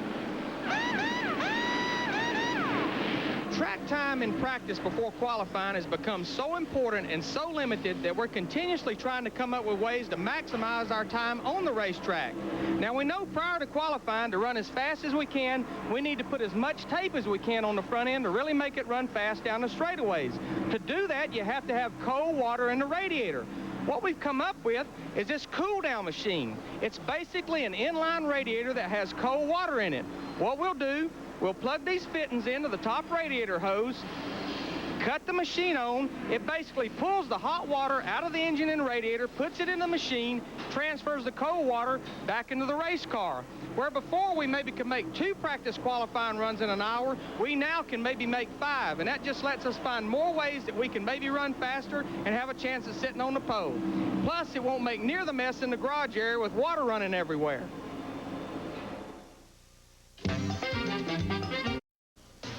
We're about a lap away from going back to green. The AC Delco 400 being led by Bobby Labonte. Last year, Jimmy Spencer led the most miles on the NASCAR Winston Cup Tour. Today, it doesn't look as though he's going to be leading too many of them, but at least he's out of the care center. Let's get an update on Jimmy. Yeah, Jimmy's with us right now. Jimmy, a lot of damage to the car. How are you and what happened? I don't know what happened. I'm fine, man. You can't hurt this guy. We're running really good. We had a great pit stop. You know, my guys congratulating. They got in the top 5 in the picker contest. And I think Wayne said it best. I think when we change colors in Taurus next year, we're going to have a whole lot better luck. I don't know what happened. I don't know if something cut a tire down. Maybe I just got too high. I really don't know. I hope you guys got it on film. I can analyze it myself, but just no luck. You know, we've had no luck at all, Rich, all year long. I mean, Daytona, here, Darlington. Every time we run real good, something happens like this, and maybe it'll change, hopefully. All right, Jimmy, let's go to Matt Yoakum. Dick Trickle is currently 5th, but there is a problem on the Heilig-Myers Ford. His radio sends radio transmissions to his crew chief, Tommy Baldwin Jr., but he cannot hear what they are saying to him. They're using the old hand signals like Buddy Baker used to do back in the 60s, and now they're getting ready to go back to green. Right after we quit losing smoke, Matt. Green flag is in the air. Here we go. The number 2 of Rusty Wallace tried to get his lap back. Let's see if he can do so. He is running in 31st spot, and he does get back on the lead lap. So Rusty Wallace on the tail end of the lead lap. The race leader is the 18, Bobby Labonte. 25, Ricky Craven is second. Great run by Ricky Craven, taking the outside line as they head down towards the front straightaway. You can see great drive by Ricky Craven. 9th time this year, 9th different race that Ricky Craven has led in 1997. But the first time he has ever led here at Rockingham. Craven scored his first ever career Winston Cup top 5 here in 1996 February when he finished in 3rd spot. He finished 5th here in the spring. He does extremely well. Whoa, is that Skinner up in the wall? Up there in turn number 4. Close call there. Good bit of right side damage you see on Mike Skinner's machine. Running so very well. Well, that's just what he had to not have happen today. I don't see any smoke coming off the right-hand side of the car, so maybe we'll just get a little bit of damage to the sheet metal itself. Their second place now, the scramble between Dale Jarrett in the 8 and the 18 of Bobby Labonte. And proving there the number 90 car of Dick Trickle as he moves in here to fight it out with him. You don't have to hear. Just drive. Trickle having a great run today. What a nice drive he's having. You show those kids how to do it. Watch what happened to Skinner up here in the corner. You see he's in the very high part of the racetrack there. He just rubs the wall there a little bit. No real hard contact there. Ernie Irvin also almost lost it seconds ago there, the number 28 machine. Ernie's now running in 16th spot, but he about lost it in the corner. From 39th to 16th right now. He's doing a great job of getting through traffic there. You see him going through the middle part. He's a black car there just behind the 4 car as they go down the front straightaway. And you see the yellow Johnny Benson car? Yeah, I mean, something absolutely has happened to Benson's car. He was slowing down for a half a lap before he got on your screen and then just drifting in the back. That's that yellow number 30. Meanwhile, let's check in with Ricky Rudd's team and see how they're doing. Well, Eli, they're hard at work on the front end of Ricky's car. Ricky's still sitting in the car. Ricky, can you get back out and get some points? Well, we're going to get back out, you know, and just try to get all the points we can. It's not looking too good for the point standing situation. A little bit of a shame. You know, we had a pretty good race car. Some of the guys in front of us were short pitting. We were pretty quick on the racetrack, sitting there around 10th when wrong place at the wrong time. Jimmy Spencer cuts a tire, hits the fence. Of all places, I happen to be the next guy behind him, so it's kind of how it's been going lately. All right, short afternoon for Ricky Rudd. Let's take a look at what happened to Ernie there a moment ago. The 28 of Ernie Irvin. We told you he was way sideways. Okay, the black car there, it gets touched there by the 98 of John Andretti and gets really crossed up. You can see Bobby Hamilton on the outside there taking evasive action coming off the corner. Looked like Ernie had to check up behind the 97 of Chad Little, too. At least a quick look seemed to indicate that, and maybe the 98 just couldn't react as quickly. Tight traffic. Very tight traffic here this afternoon. There you see Ernie Irvin up to speed in 18th position. Yeah, Chad Little had gotten just a touch sideways, it seemed, ahead of Ernie, who stomped on the brakes. We watched Kyle Petty in the 44. He's running 6th. The 81, that's Kenny Wallace. He went a lap down early in 32nd position. That's Rick Mast that you're looking at in the Remington car there. What a great run he's having today. He's still in the fight here and is moving towards the front. He's in 7th. And he's getting a lot of TV this weekend. I hope you saw the show last night. Eli and Remington and Rick Mast shooting up the screen in their little competition. Had a good time at the Sporting Clays competition. Is look at old Dick Trickle. That O-L apostrophe Dick Trickle. Yeah. He goes in the 3rd spot around Dale Jarrett. What a run. Yeah, I watched a commercial the other day. 243, and I understand they serve champagne. He keeps driving like this, he'll find out. I think he'd rather have a cup of coffee these days than champagne. Or maybe even a beer. For medicinal purposes. Yeah, I want you to look right here. He's moving in on one of the better cars in the field right here. He's driving his heart out right now. What a great run by Dick Trickle. What a good combination for Junie Dunleavy to have Trickle and Tommy Baldwin Jr. And it is a combination that is required to run well here in Winston Cup. And they've been through a lot of drivers in that team and a lot of different crew chiefs. This is one that has gelled especially effectively. Career start number 250. We mentioned that to you earlier. This being his birthday, 56 years of age, with 14 top 5 finishes in the previous 249 starts. You know, he won his first Busch Grand National race this year. You don't suppose today would be the day he wins his first Winston Cup race. It happened on TNN. Yeah. We'll make a clean sweep of it. What a birthday present that would be. But we've got a lot of racing to go. Yeah, I was just fixing to say, don't feel a lid on that present yet. He's going to have to earn this. There's a lot of great racing. You can see right there, he's taking 2nd place, or trying to, from Labonte as they go in the corner. Side by side, here goes Trickle in the 2nd. Look at Dale Jarrett drop to the bottom, and look at Jeff Gordon. He's moved right into the fight. Very much behind Craven, the leader, Labonte 2nd. It is 1 9/10 seconds. Actually, not Trickle in 2nd. So 1 9/10 seconds from the leader to 2nd. Here goes Jarrett for 3rd. Gordon right in your picture.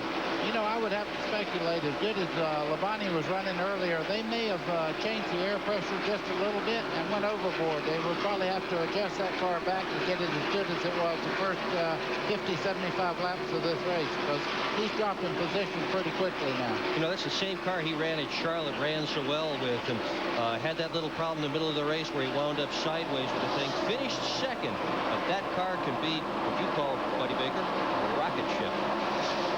Could well be, and we'll see how this day plays out. Ricky Craven is the leader. Dick Trickle is running in 2nd. And Andy Graves looks on from the Budweiser pit, charting all the numbers. Opryland USA is the official destination of NASCAR. For more information on Opryland, you can call them at 615-889-6611 or log on to country.com. And remember, Country Christmas coming up before too long. A beautiful time of the year to visit Opryland USA, Nashville, Tennessee, the official destination of NASCAR. Welcome back, everybody, with Dick Berggren and Buddy Baker, Glenn Jarrett, Matt Yoakum, and Steve Burns. I'm Eli Gold. We are 145 laps into the 393-lap AC Delco 400. There was the interval from first place Craven to the 90 Dick Trickle. He's running in 2nd. Dale Jarrett in the 88 is running 3rd. And as you see that incredible interval, it makes you wonder about Ricky Craven. Here's a guy that last year at Talladega, side over side, end over end. This year, Texas, hurt badly. This is an incredible demonstration of comeback and courage. Craven leading this race, dominating. Now we go to the 6th place battle for a moment right there. The 44, Kyle Petty. 94 is Bill Elliott. Riding with Bill. You can see Bill's hands very, very still as you look back at Jeff Burton there as he goes down in the corner. Look what a great grip that car on the outside got getting in the corner there. He closed in 2 car lengths on Bill. Right now it looks like the outside groove is just as fast as the low side. And we switch from one in-car look to the other. There's Bill Elliott. Jeff Burton to his outside. 7th place, changing hands right there. Petty getting passed by there also. Jeff Burton on the move.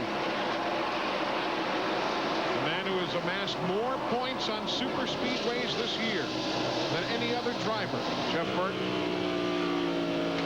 He and Bill Elliott both going around Kyle Petty. Johnny Benson is on the pit lane. So is Glenn Jarrett. Thanks, guys. We're talking about Bobby Labonte losing some spots there. As I reported earlier, the car was a little bit loose. They kept trying to tighten it up, and that particular set of tires has got it just a little bit tighter than Bobby wanted it. Right now, he's being overtaken by his brother Terry on the racetrack, so he's a little tight. I want to take this opportunity, buddy. Let me ask you a question. When Matt was talking about those hand signals you used a while ago, way back before radio, are those the same hand signals you used to me when you were trying to put me a lap down? Well, Glenn, be easy there. You know I always raced in mittens, so I didn't get in trouble. Fireproof mittens, but mittens nonetheless. We're at lap 150. 197 makes up the halfway point. Matt Yoakum, we were talking before as we watched the battle from Elliott on back. That is 7th on back. We said before Johnny Benson was making a series of stops, made another one at lap 148. What's the deal? Eli, they think they may have a broken axle in the car. They pitted to take off 4 tires. Doug Hewitt told Johnny, spin the tires big time when you leave so we can check and see if we have a broken axle. Right now they're communicating on the radio. So that's the story for Johnny Benson. How about this battle for second? Dick Trickle in the 90, Dale Jarrett in the 88. They are 2 2/10 of a second behind the leader, Ricky Craven. The point that I really like watching right now, this is deep into the run after they've made tire changes here. These cars are working on very new tires. Trickle is right there. Dale Jarrett is one quick race car. Ricky Craven, the only non-winner in the Hendrick Motorsports team right now, doing a great job. I tell you what, Rick Hendrick knows how to pick drivers. I've never seen a bad driver in one of his cars. And they qualified well, too. Ricky was the highest qualified non-winner for today's race. There we go back now to 11th, 12th, and 13th. Dale Earnhardt up to 13th now. Picking them off, being very careful. Larry McReynolds has said, don't wear your tires after you see him going on the inside of Mark Martin right down the straightaway. But you know what? You watch Earnhardt's lap speeds, and he has consistently been among the fastest cars for the last several laps. Earnhardt is on the move. The car is running well for him. He's passing cars and heading to the front. They are 8 seconds behind Ricky Craven. If you're a Jimmy Spencer fan, they have given up the ghost on the Campbell machine for the day. They'll not be able to repair it at all. They have just withdrawn for the afternoon. Battle for second, still a good one. Trickle holding off Dale Jarrett as they go past the front pit road area in the view of Tommy Baldwin Jr. Another birthday boy. He's the crew chief for Dick Trickle. Let's check in with that bunch. Yeah, it's his birthday, but they're having problems communicating. How are you communicating with Dick Trickle, Tommy? Well, right now we're using hand signals. He can hear me, but I can't hear him. So if we got a little bit of problem, he's going to put his hand up for loose or hand down for pushing. But this Holly Myers Ford Thunderbird is hooked up today, and we need a top 5 finish with these guys. They work hard, and guys back in the shop do a real good job putting this car together. So far, so good. And they're having a great run, Eli. They are from East Northport, Long Island. Tommy Baldwin Jr., of course, his dad, the great NASCAR Featherlight Modified Tour ace, Tom Baldwin, at number 7. Why? Is that Long Island? Long Island. Long Island. Long Island. You know, if you have a problem with the radio, it's very essential that you hear the pits. It's not that important for the driver to be able to communicate, but like he said, you can point towards the roof, that means it's loose. Hold down on the door, that means it's very tight. So you can communicate, the driver can, without saying a word. There is 12th, 13th, 14th, and 15th. Mark Martin. The 4 is Sterling Marlin. 18, Bobby Labonte. 21, Michael Waltrip. Sterling's done a great job. He's another of those guys out in the back pit. He started in 35th position today. Same position he started here in the spring and motored himself all the way to becoming a contender, running at 13th. Remember, too, Sterling has finished 20th or worse in 11 of the last 13 races. There's the race leader, Ricky Craven. Here we are at the World's Do-It-Yourself Finals. Larry Snyder's up in the routing compulsory. TNN Motorsports live coverage of the AC Delco 400 is being brought to you by Napa Auto Parts. At Napa, we keep America running. And by Peerless Faucet, the do-it-for-yourself faucet. We are back with you live at the North Carolina Motor Speedway in Rockingham. Only 2 caution flags to slow the pace today. One for rain and one for a Ricky Rudd, Jimmy Spencer get-together. Here's second place being battled for on the screen. They're riding with Rick Mast, looking forward towards Dick Trickle. This is for second. Guys, don't do it. Trickle's got some horsepower, but I'll tell you, Rick Mast, those guys got to be tickled as well as they're running. Great run. Running third right now, like you say, trying to take second away. Trickle get good run down the straightaway, but what a great run by this 75 car of Rick Mast today. Let's go to Rick's pit. Eli, there's a great story unfolding here with Rick Mast. This team has overcome some adversity. They had to bring their Dover car here. They finished 10th in that car, but they had to bring that car because they wrecked the car they were going to race here in Rockingham at a test just a few weeks ago in Atlanta. Well, you never know what one day's bad luck might mean for another day's good. Mast running well, ran well here in '94, you might remember. Memory serves a little about both races in one instance. Yep, he led 58 laps in the second event, finished second, finished third in the first event. Career best right here at Rockingham. That was the day Earnhardt won a championship at this track. Yeah. Sure was. And his car under Butch Moss sure knows how to set up here. Had some great runs with late Neil Bonnet in that 75 car here at Rockingham. And again, Rick Mast in the 75, we mentioned earlier, had top 10 finish at Dover, top 10 at Talladega. The only top 10s of the year, but they've come here late, so you can tell things starting to turn the corner. Well, you know, we talked earlier in the show about the Pontiac being the dominant car in the race. Right now, we have a Chevrolet and 2 Fords up front. Nobody don't have nowhere to go. It seems that the cars are very, very equal. Right now, it's a balance of the cars, and the way they're actually adjusting the weight in these cars is where they're running. Not necessarily a rule change given anybody anything. That's fourth place swapping hands right there.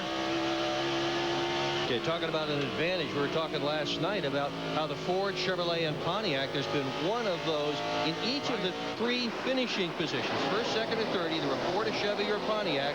No duplications since New Hampshire. Exactly. Since New Hampshire. I mean, that is parity. Absolute parity. I want to talk about Jeff Burton a little bit. In the 99 there, he goes by Dale Jarrett to really move up in here and get himself in good spot. He's moved into 4th now. And he's got 3 top 5s in the last 4 races here, as both he, Burton, and Jarrett go by Darrell Waltrip. DW going a 4th lap down now in 36th position, number 17. 4-time winner here, Darrell Waltrip. Down another lap. Lake Speed in the number 9. He's running 29th, and he's going further back in traffic. He's already a lap down. Matter of fact, only the top 22 remain on the lead lap. Leader working traffic now, trying to put Ward Burton away in the MB&A Pontiac.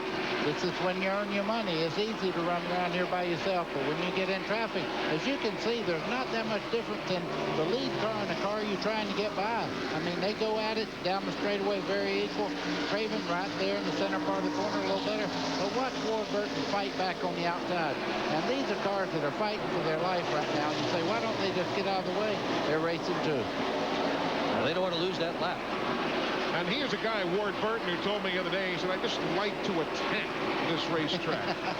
He said he learned a lot from Mark Martin and Steve Meal, and he pulls a lower gear, coming right back. He pulls a lower gear, he told me, anywhere from 8,900 to 9,200 RPMs, what they'll look for in that MB&A machine. Told his brother, don't spin the rear tires. No matter what you do at Rockingham, don't spin those rear tires. So we work at lap number 174. Oh, Rick Mast, way high. Oh, man. Excuse me, Eli, but I couldn't help it. He just got up there and looked like he was going to run. He's lost about 5 positions in that one little slide there. Very lucky to hang on to that race car, Rick Mast. Scary. He'll get back in line behind Jeff Gordon and ahead of Terry Labonte. Watch this. Okay, right there, you can see the back of the car getting way up. He's in trouble right there. Slide sideways a little bit. The only way to get it back straight, stay on the gas and let it straighten up. The man who sold a cow took the money and bought his first race car. Rick Mast. Back running in 7th. Back up front, Ricky Craven going around the 26th place runner, while Ward Burton comes in for an early pit stop. He's running 30th. We're nearing halfway. Ricky Craven by 9/10 of a second is the race leader here at Rockingham over Dale Jarrett, Jeff Burton, Dick Trickle, and Jeff Gordon. Gordon having gotten around Bobby Hamilton, moving up to 5th. Rick Mast, we bragged on him. It's like being on the cover of Sports Illustrated, I guess. We brag, and he goes behind the wall. Steve Burns, I know you were in their pit area. What's the story? Eli had just talked to the car owner, Butch Mock, and he said they're not sure exactly what the problem is, but it is a motor problem. They've lost power. Back to the garage. That's a heartbreaker. So Rick Mast behind the wall. Ricky Rudd and Jimmy Spencer already done for the day. There you see the 90 of Dick Trickle, the 24 of Jeff Gordon. That's 4th and 5th. We will tell you that the overcast is getting a little more significant as here comes Bobby Labonte onto the pit lane for service. Bobby, who had backslid all the way to 22nd spot, he will come in for his stop at lap number 184, just 13 laps shy of halfway. Glenn? Well, Eli, like I said, they were not all happy with the way the car was, so they are making a chassis adjustment on the right rear to try to loosen the car up a little bit tight. They have changed right side tires. They're going to change the left side. They're on the left right now, but as I said, they're short pitting this time because they were losing so much ground on the racetrack. Bobby is down and away. They may be giving something up later on, but they had to get that car freed up. So they made the stop right now, short pitting, as Glenn says. Others, there you see Jeff Gordon around Dick Trickle. David Green's on pit road. Bobby Hamilton. Rusty Wallace is in for service. There's the STP crew working on Bobby Hamilton's machine. These stops are at lap 185. They don't need fuel. They need tires. The handling has gone away on those cars, and that's why they're pitting. Steve Grissom went a lap down. The 33, Kenny Schrader, going a lap down. Schrader in 27th spot. Skinner pits. Kyle Petty pits. Yeah, when we're talking about short pitting, we don't mean they're stopping too quick in the pits. What we're talking about is they're stopping like 5, 6, 8 laps quicker than the scheduled time to stop and taking on new tires.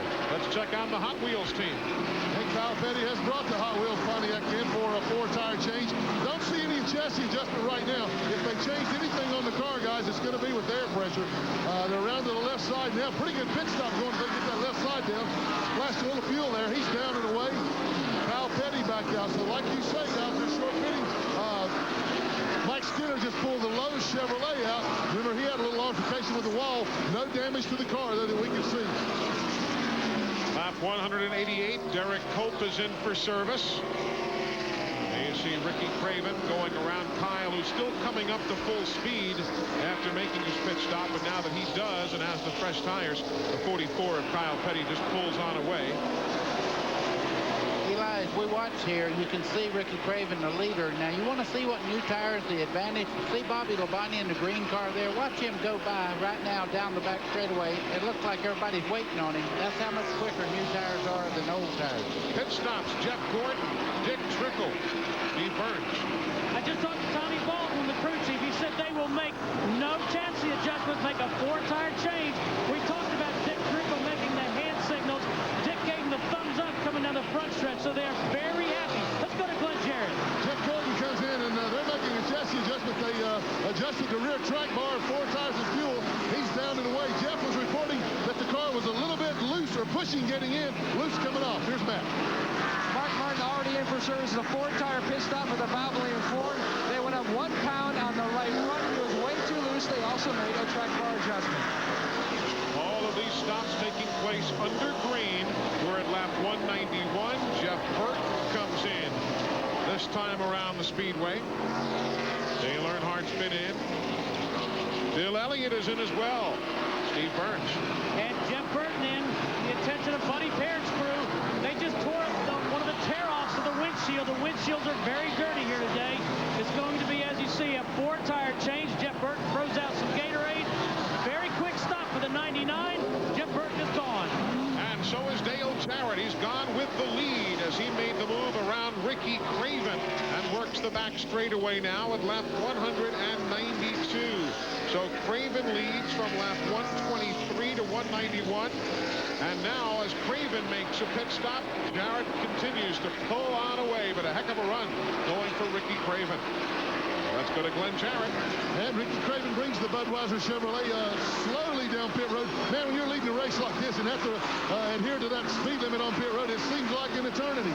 Finally, he gets to his pit. They're not going to make any chassis adjustments this time. He loves the way the car. Well, wait a minute, they are. One round in the left rear. So very slight adjustment. They told me they didn't think they would do anything.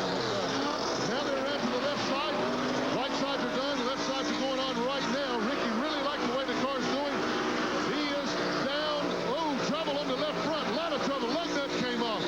Oh, he stripped the lug nut. Now he's down and away.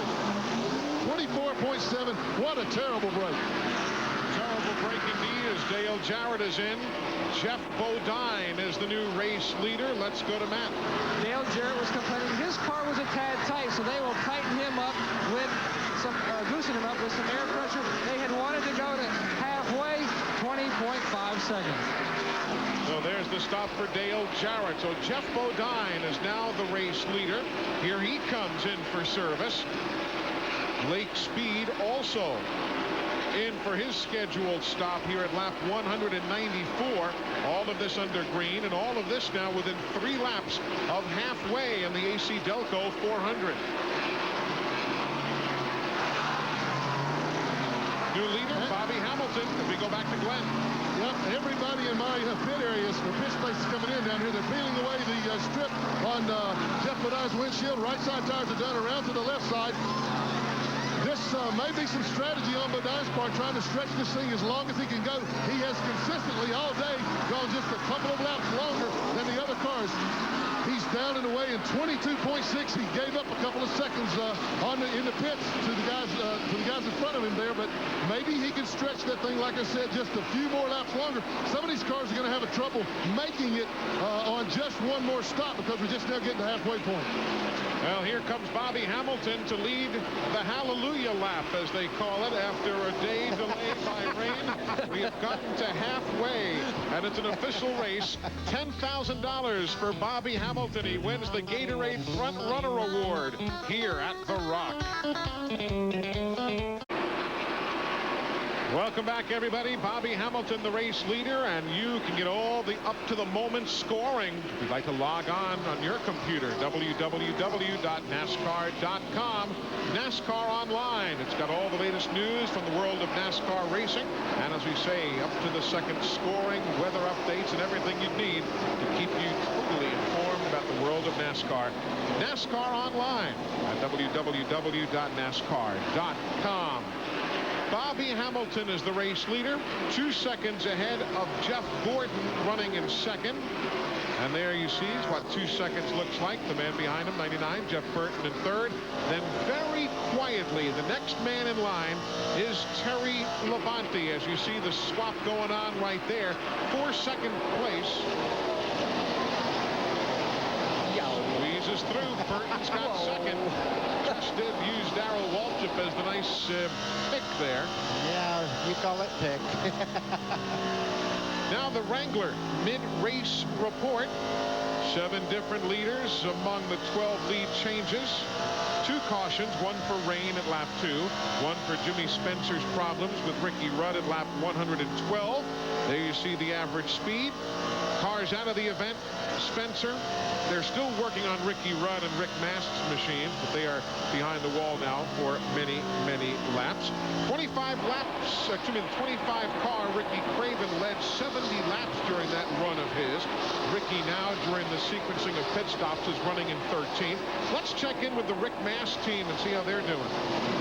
Rick, boy, I hate to see you guys push that car back to the garage. You had a great running. What put you out? I don't know. It broke a camshaft or something in the valve train broke. It missed for 2 or 3 laps every time it broke. I don't know, man. You know, the good part about it, you get some good out of this,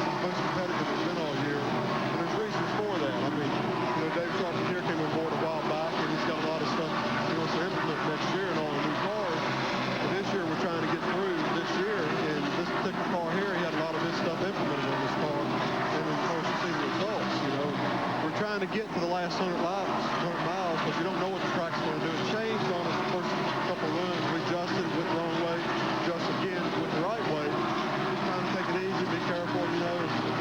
But, you know, the best part about it is I know where this team's headed, with Remington's involvement and the whole deal. I know what we've got, what we can do. And today's just one small flicker of light for what we're going to see.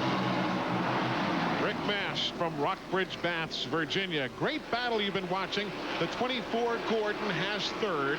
The 88 Jarrett has fourth. The 5, Terry Labonte, is in fifth, and we've not talked much about Terry, but quietly he's gotten back into this, starting 33rd. He's pitting on the back pitch, but we got to throw in a proviso here on all of this. Well, there's really a couple of provisos here, Eli. One of them is that on the green flag pit stops, it doesn't matter whether you pit on the front stretch or the back stretch. Number 2, NASCAR has made some procedural changes. They speed the pace car up now. It used to be that they dropped the cars off of the front pit and they just kind of slowly go around, and the guys who pitted on the back had a real slow ride out to the backstretch. Now NASCAR speeds up the pace car, so the backstretch pit is not the disadvantage that it once was. Meanwhile, Labonte is having a great run with a crew chief who is undefeated. Randy Dorton was a crew chief one time, Talladega, and he won the race. And running well today, too. Folks from Napa bringing you the NASCAR timing and scoring update across the top of the screen. For Auto Parts, keep America running. That was kind of nice of everyone to say, though, that the influence that DeHart, who was the crew chief beforehand, had put into that race car. It was actually built while he was still crew chief. And a lot of the things that helped them win that race was because of the influence of the crew chief before. You know that little tool that Larry McReynolds showed you, the heat exchanger? Right. Guy who invented that? Gary DeHart. Quite a good mind around the NASCAR garage areas. And you're right, he did get some credit in all of the goings-on here of late. There you see the battle for third, fourth, and fifth. There is the race leader, Bobby Hamilton, about to put Jeff Green a lap down. Green running in 22nd, now going 1 lap in arrears. On lap number 214, we had a change for the lead. We're now at lap 217. The 99 of Jeff Burton took over the top spot from Bobby Hamilton. Let's go back 3 laps ago, and here's how it happened. Into the corner. Hamilton high, Burton downstairs, and there it goes. Notice all that tire debris up high in the turn. You just saw that in your screen. That's a good place not to put your tires. Get into that stuff, and you're going to find the wall immediately thereafter. Let's ride with Jeff Burton down into turn 1. You can see he's taking a very low approach in, left front right on the white line. He lets the car go up in the center part of the corner, back in the throttle here. Comes out right against the wall now, down the back straightaway. They'll hold it right against the wall and then pinch it right back into the bottom part of the racetrack going into turn 3. Remember a few years ago when we were rained out at both Martinsville and North Wilkesboro, and Jeff Bodine won the Monday races? Remember this year we were rained out at Martinsville. Jeff Burton won. And here we are on a Monday again. You know, Earnhardt is not going away, Eli. He's moved right in behind Craven there. You can see that, That's 8th and 9th. They're waiting, they're riding. Glenn, what are you hearing from the 25 bunch? Obviously, Glenn's still checking on that story. And we'll get an update from him in just a moment or so. Eli, you can see the difference in the 2 cars. Earnhardt is not running nearly as well right now as Ricky Craven. He's losing about 10 car lengths in just a couple of laps there to him. Steve Burns is in the Dale Earnhardt pit. Yeah, Eli, you know, at the top of the show, we talked about how important tires are in this race. Well, I just talked to the tire specialist, Mike Thomas. He said on the last stop on lap 187, they took a pound out of both rear tires, a pound out of air pressure. They're getting into the corners well, but Dale is having trouble getting off the corner. Hey, let's go back now and check in with Glenn Jarrett. The guys are down in Ricky Craven's pits, and these guys are all smiles, even though they had the trouble with the lug nut. It dropped Ricky back, I believe, to 13th at the time, some 12 seconds behind. Right now, he is the fastest car on the racetrack. He is turning laps in the 25-30 and 25-40 range. The closest to that is Dale Jarrett at 25-60. He is a full quarter of a a second faster than anybody, and you better bet that he is coming. Let's go to Dale Jarrett's pit. Currently, Dale Jarrett is third, right ahead of Jeff Gordon, where he wants to be, trying to gain some points in the championship chase. Right now, he is complaining his car is loose in. They're already talking to the radio, Todd, Kurt, and DJ, what adjustments to make. Right now, they're talking about some air pressure. They're looking to pit somewhere around lap 250 to 255, and great three-wide action. It was Dale Earnhardt around Kyle Petty, squeezing through and around David Green there in the cat machine, number 96. Well, the difference that Glenn Jarrett was talking about, the leader, Burton, was running at that particular time 141 miles an hour, and Craven was running 143. But as they get along here, they kind of stabilize out. They're not that much quicker right at the moment. They're just 1 mile an hour quicker per lap right now. There goes second place. Dale Jarrett swings to the inside of Hamilton. And now it's the 99 of Jeff Burton, the race leader. Jarrett in second, Hamilton third. Jeff Green in the Cartoon Network, that white number 29. He is again on the tail end of the lead lap. Now that 88, Dale Jarrett, second place 3 times in a row here. One fellow did a little better than that, Harry Gant, second place 5 times here. Rusty's first top 5 here was a win. Gordon won in his 5th start. Dale Jarrett's got 21 starts here. 20 starts. This is the 21st. And never won so far. Had firsts here. Mark Martin's first Winston Cup win was here. Ward Burton's first Winston Cup win was here. Craven's first start was here. Right. And Jeff Burton, they're the leader right now with 3 wins this year. I mean, he's really had a stellar year, and he and Buddy Parrott have really hit off to a great, that's his crew chief, and they have really communicated so well.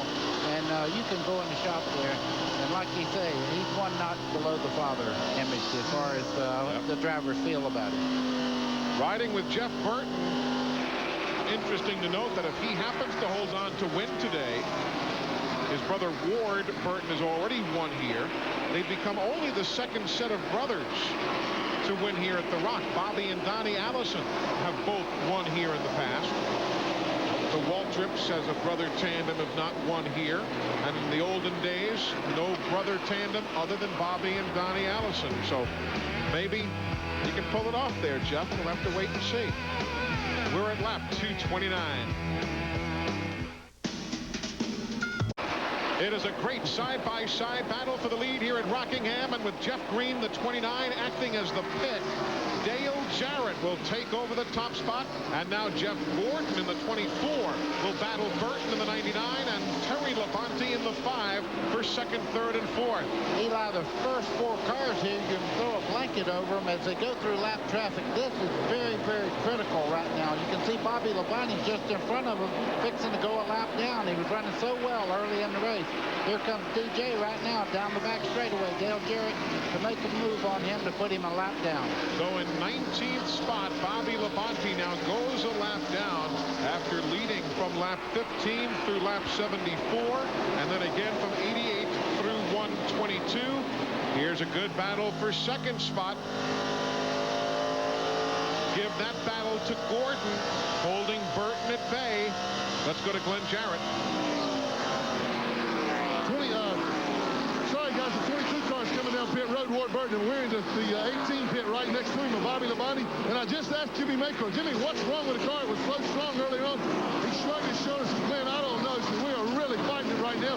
We just can't seem to get a handle on it. Ward Burton is pitting off sequence. Remember, he had to pit early a while ago. In fact, about 25 or 30 laps earlier than anybody. So this is his normal scheduled pit stop from there. They have done the right sides around to the left side now.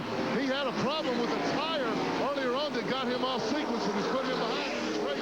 He still has a pretty good race car, but he's way off sequence. He is exactly 60 laps from when he last pitted at 176. Now pitting here at 236. So he is off sequence, but still maintaining that 60-lap measure that most everybody else has been striving for today. I wonder how much Jarrett thinks this joint owes him. You know, he finished the last race in second spot, led the most laps. The one before that, he led the most laps, finished in second spot. 3 seconds in the Grand National cars here, leading this thing now. He probably figures this place owes him a lot.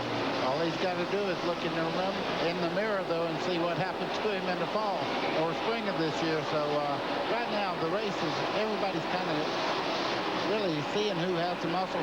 See Terry Labonte there. Don't count him out. He's running a very clever race right now, protecting that race car and doing everything right. And, you know, 6 times in Terry's career, he has led 100 or more laps in a race here. So another one of the guys who has all sorts of experience to show for his time at the Rock. Boy, wouldn't that be a story if he won this thing today with Randy Dorton and his crew chief? 2 in a row for him to win. I like that guy Dorton. He's really something. You should have seen him yesterday. Not only does he build the motors for this car, not only is he the crew chief for it, yesterday he was out there cooking the hamburgers, and this morning he was driving the van, bringing a whole pile of people into this place. Full service crew chief, does it all. You can do that when you have an Andy Graves coming over helping on the race car also. 5th and 6th you're watching right there. Bobby Hamilton and Ricky Craven around the 98 of John Andretti. John is in 33rd, 3 laps down. By the way, Ricky Rudd's back on the track after the accident of earlier. If you're following Ricky's fortunes, he's 121 laps down, but he is back on the racetrack. There goes Mark Martin to the outside of Kyle Petty. That will be for 11th position now. Mark makes that move pay off. Kyle back to 12th. Then the 31, that's the lapped car of Skinner. He's in 24th, a lap down. Still overcast here at Rockingham. Doesn't look like it's going to rain right away, and it's kind of clear, and you look over toward the first turn, it looks pretty decent, but it's heavy overcast, and I doubt anybody's figuring this thing is going to do anything but go all the way to the end. I think you're right. There's 6th place, Bobby Hamilton in the 43. Up front, Dale Jarrett by 0.4 of a second. Well, now it's down basically to nose to tail. In the span of turn 3 to 4, it went from 0.4 to nose to tail. That man needs a cowboy hat. All hail the king. We are under caution. Caution for the Gary Bradbury machine, lap 248. As we welcome you back live to the North Carolina Motor Speedway in Rockingham, the AC Delco 400 under caution for the 3rd time this afternoon. Now, over the last few moments, we have seen pit stops for Hutch Strickland, for Ted Musgrave, for Kyle Petty on a normal stopping sequence, and the 41 of Steve Grissom. Here's what happened just after those teams pitted. Watch this. Already in the spin. He'll go back up and hit the outside wall. Left front hits hard. You see the roof flaps there, they're employed. Comes around very lucky nobody got into him as he starts down across the racetrack very slowly. So Gary Bradbury spins in turn number 3, and here come all the teams in for service. Lap 249. Lap 249 as Bradbury goes to the back pits. We go to Matt Yoakum with Dale Jarrett. Dale Jarrett already in. Will be a 4-tire pit stop for the 88 car. They're going up on the air pressure in the right front, down on the left rear. They're going to raise the track bar 1.5 rounds. Now, who's the guy covering the gentleman in the middle of the screen, Glenn Jarrett? Thanks, Matt. Jeff Gordon is in. They're peeling away the windshield cover. He is 4 tires down and away. He beats Dale Jarrett down pit road. Here's Steve. Glenn, Jeff Burton just got his service, and he's already gone. It didn't look like they make any chassis adjustments, no wedge wrenches, anything like that. A 4-tire change for Jeff Burton. That is the back pit, remember, where Terry Labonte is pitting. And though he wasn't under a disadvantage pitting under green, under caution, it does take him a bit longer to get back there. Exactly, Eli. You can see he's just getting out of the pits. That's the leaders going by him there. They're half a track ahead of him there. We'll reset it all for you here in a moment or so as we work caution. Caution at lap 248. We're now at lap 250. It's an official race in Rockingham. Lap lap 112. Jimmy Spencer in the wall in turn number 2, bringing out our second caution of the day. Lap 214, Jeff Burton grabs the lead from Bobby Hamilton's Pontiac. At lap 235, it's Dale Jarrett who goes out in front as we are live at the Rock. Welcome back, everybody, in the North Carolina Motor Speedway in Rockingham. Jeff Gordon is the race leader. Dale Jarrett is second. NASCAR Thunder, the all-new and official stores of NASCAR, now open all sorts of spots across the country now. Chattanooga, Tennessee, getting set in Phoenix, Arizona now at the Metro Center. Mobile, Alabama, the Bel Air Mall. And they'll be opening up in Richmond, Virginia at the Chesterfield Mall. That comes up in late November. Check it out. NASCAR Thunder. Call the number you see on the screen for more information about the new and official stores of NASCAR. There is Jeff Burton. There's a story developing on the X-Side Ford. Let's go to his pit. Eli, the story is he was too fast down pit road. They're going to put him to the tail end of the lead lap. And I can tell you something, this may be a dumb statement, but he is not happy about it. In fact, we heard him over the radio say, if I was too fast, then the 2 cars in front of me were too fast also. So little thought from the Jeff Burton team after a stop-and-go penalty. Time for us now to bring you this special feature brought to you by Peerless Faucets, the do-it-for-yourself faucet. You know, time is of the essence in everything that NASCAR Winston Cup teams do to prepare their cars for battle. Lately, shock technology is one of the most important ways and the quickest ways that they can change the handling characteristics on a car. Well, how do they change those shocks so fast? Let's take a look at Mark Martin right here. You see the shock absorber? There's a bolt through the bracket here with the cotter key simply stuck in a hole that's drilled in the bolt.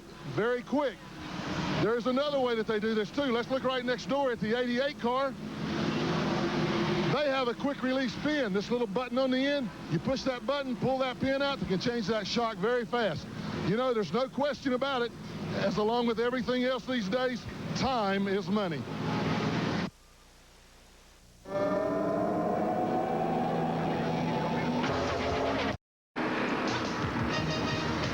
Welcome back to North Carolina Motor Speedway in Rockingham. We continue to work caution, third time of the afternoon after Gary Bradbury's spin in turn number 3. These fans coming back after the rain delay of a day, and they see Jeff Gordon leading the AC Delco 400. Hey, quick reminder, you might want to tell your friends and those who are busily at work this afternoon, TNN is going to be re-airing this race tonight at 7 o'clock Eastern Time. 7 o'clock Eastern Time tonight, the AC Delco 400 will be shown again in its entirety. So those who are unable to see it here live because of the work-a-day schedule will be able to check it out a bit later on. So you might want to pass that along to your friends. 7 o'clock Eastern Time tonight, a re-air of the AC Delco 400.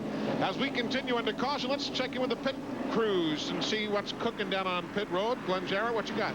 Well, guys, I'm in Kyle Petty's pit, and this is not a happy bunch. Remember, we talked about how short pitting could be an advantage with those guys were pitting every 60 laps instead of every 70 to 75 laps. They were getting fresh rubber earlier, keeping fresher rubber on the car, making up time on the racetrack. Well, Kyle Petty is paying the price for doing that. The downside to that is if you short pit and then the caution comes out right after you pit before the other guys do pit, then you lose a lap. And Kyle Petty right now is on the tail end of being 2 laps down. Also, this caution period is being extended a little bit because they're using the dryer to blow the excess tire rubber off the racetrack. Going into turn 1, there is a tremendous amount of rubber on the racetrack, builds up on the grills of the car, and they brush it off down here on pit road. Here's Matt.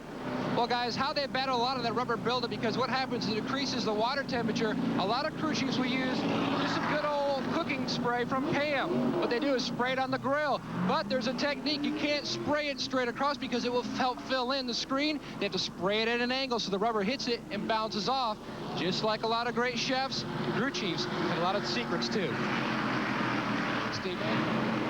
And Dick Trickle continuing to have a good run. He's running in 6th position right now in the 90 car. They made some adjustments on that last stop. They made a wedge adjustment and an air pressure adjustment. And the good news is, the best news of all, they don't have to use hand signals anymore. The radio communication is indeed two-way. So that's the update from pit road. Of course, the Pam cooking stuff. Of course, if the lines are bad at the concession stands, you can eat a piece of a Goodyear tire without that buttery aftertaste. There you see what we're looking at now down the stretch run here of 1997, and looking back over the years, Rockingham, Phoenix, and Atlanta from 93 through 96. If you want to just go by statistics, who has the edge in these final 3 races coming up? Well, win-wise, you'd look at Mark Martin, huh? Well, you'd think that, but I tell you what, this is another year and a new race, and you see Jeff Gordon there running right up front as they come down for the green flag there. Dale Jarrett just behind him there. These guys are knifing through traffic, very fast cars. I don't think what happened 4 years ago has a thing to do with today.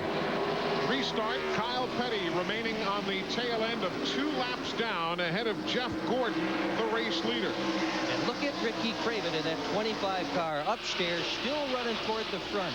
What a day he has had so far. We are at lap 260 of 393. Still a lot of racing to go here in Rockingham. Kyle Petty trying to prevent himself from going down yet one more lap, but Gordon is very strong right behind him. Gordon to the high side. What a power move there by Jeff Gordon in the 24 on the outside. But he has company going down into turn 1. Dale Jarrett has reeled him in and is right on his back bumper. Did you see Kyle bottoming out there earlier? We were talking about that earlier in the day. Yeah. 44, you saw a lot of sparks from behind the Hot Wheels machine as Gordon will put him yet another lap down. Yep, you sure can't tell Gordon is stroking it, huh, with that 110-point lead. He's just taking it easy, just going to cruise his way to a championship. That boy's on the gas, let me tell you. Eli, he did not get the points lead by stroking around. He won 10 races already this year. This guy's running exactly the way you have to do to win championship. Do what you get there with. That term not in his vocabulary. Yeah, plus he won the Busch Clash, plus he won the Winston. I mean, that's really 12 if you count the non-points race. Aha, Dale Jarrett's already, Dale Earnhardt in the 3 car has moved into 6th now and really doing quite well. You see Dick Trickle just in front of him there. Hamilton 4th, Trickle 5th, Earnhardt in 6th. Earnhardt is, sorry. I was going to say Jeff Bodino's the other car in that picture. He is now a lap down. We are used to seeing him lead earlier in the day for a couple of instances, but the QBC team now a lap down in 18th. Kyle has now gone 2 full laps down as we watch this battle right here. Jeff Gordon will put Kyle at 2nd lap in arrears. There you see it happening. Well, Kyle's battling back. Doesn't quite have the stuff off turn 2. He's pretty much run the bottom all day. Craven has run the top, and the 24 Gordon has run up and down all over the place, but Kyle has tried to stick at the bottom. That's not the point that really gets me concerned. Dale Jarrett's dropped way back here. He's moved a couple of spots back there. Ricky Craven's even passed him up. Looks like DJ's off just a little bit after whatever adjustment they did. Let's see how it plays out here. We've got Bobby Hamilton in the 43 to challenge him for 3rd if he can get close enough. If you're a Wally Dallenbach fan, he'll make an unscheduled stop at lap 265. Wally's in 31st position. The folks from Napa bringing you timing and scoring across the top of the screen. Napa Auto Parts, they keep America running, and there's what Buddy was talking about. Dale Jarrett losing another position. Glenn, what are you hearing from your brother's pit? Well, right now he's a little tight almost all day long, guys. On fresh tires, that car has been pretty tight, and he drops back a little bit early on in the run. Then as the rubber wears off the tires, he gets a little strong as it goes on. So in lapping these cars, he's not getting to run the exact line around the racetrack he wants to, so that's making it a little worse. However, the car is really bad right now. That's the worst that I have seen it all day. In the meantime, keep an eye on Ricky Craven. I'm telling you, he's coming. He is still the fastest car on the racetrack. Just 9/10 of a second down to the race leader, Jeff Gordon. Boy, would there be some emotion if Ricky Craven got the victory lane.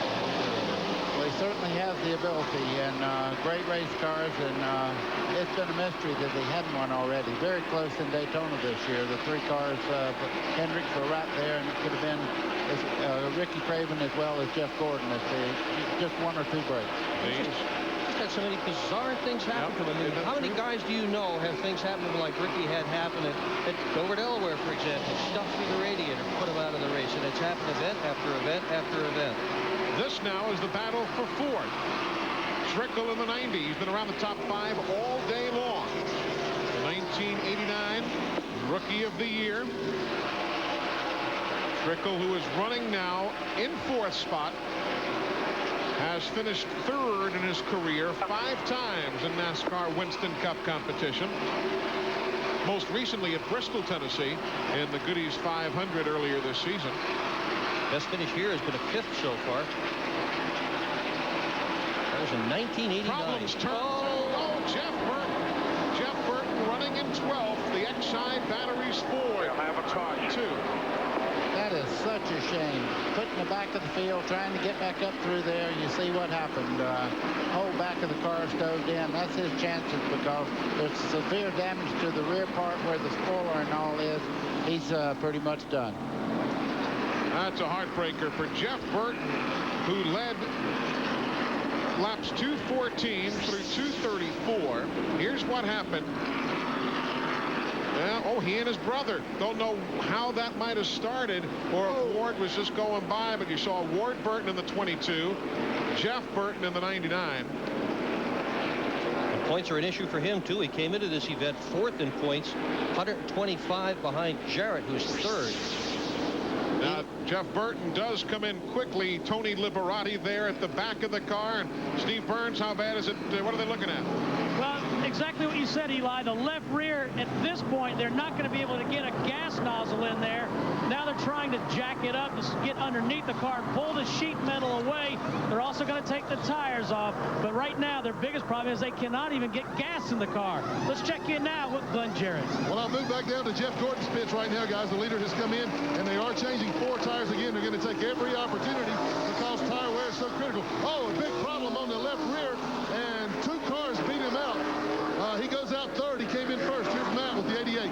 Dale Jarrett's down and away. He was complaining his car was terrible. It was big time tight. He had damage to the left front corner. The crew tried to pull it out, and it looked like they got a little bit out, but there was still plenty of damage to the left front corner of the 88 car. The work continues. Jeff Burton brings out the caution, 4th time this afternoon. Unscheduled pit stop for Jeff Gordon. He's back in at lap 274. Glenn? Eli, they're suspecting a problem maybe with the rear axle. They just let the car down. They pulled the axle cap off. I did not see a problem. One of the crew guys was pointing to the right side. I'll see if I can get a word with them and tell you exactly what they found out just in a moment. Jeff had come in at lap 271 with all the leaders, but then comes back in at lap 274. Ray Evernham hits that button on the left earpiece that activates the microphone as he talks to Jeff Gordon. The overhead shot you're getting now, the camera is courtesy of Durashine Advanced Auto Polish. Just wipe it on and hose it off. Durashine now available at Pep Boys, Western Auto, Kmart, and Target Auto stores.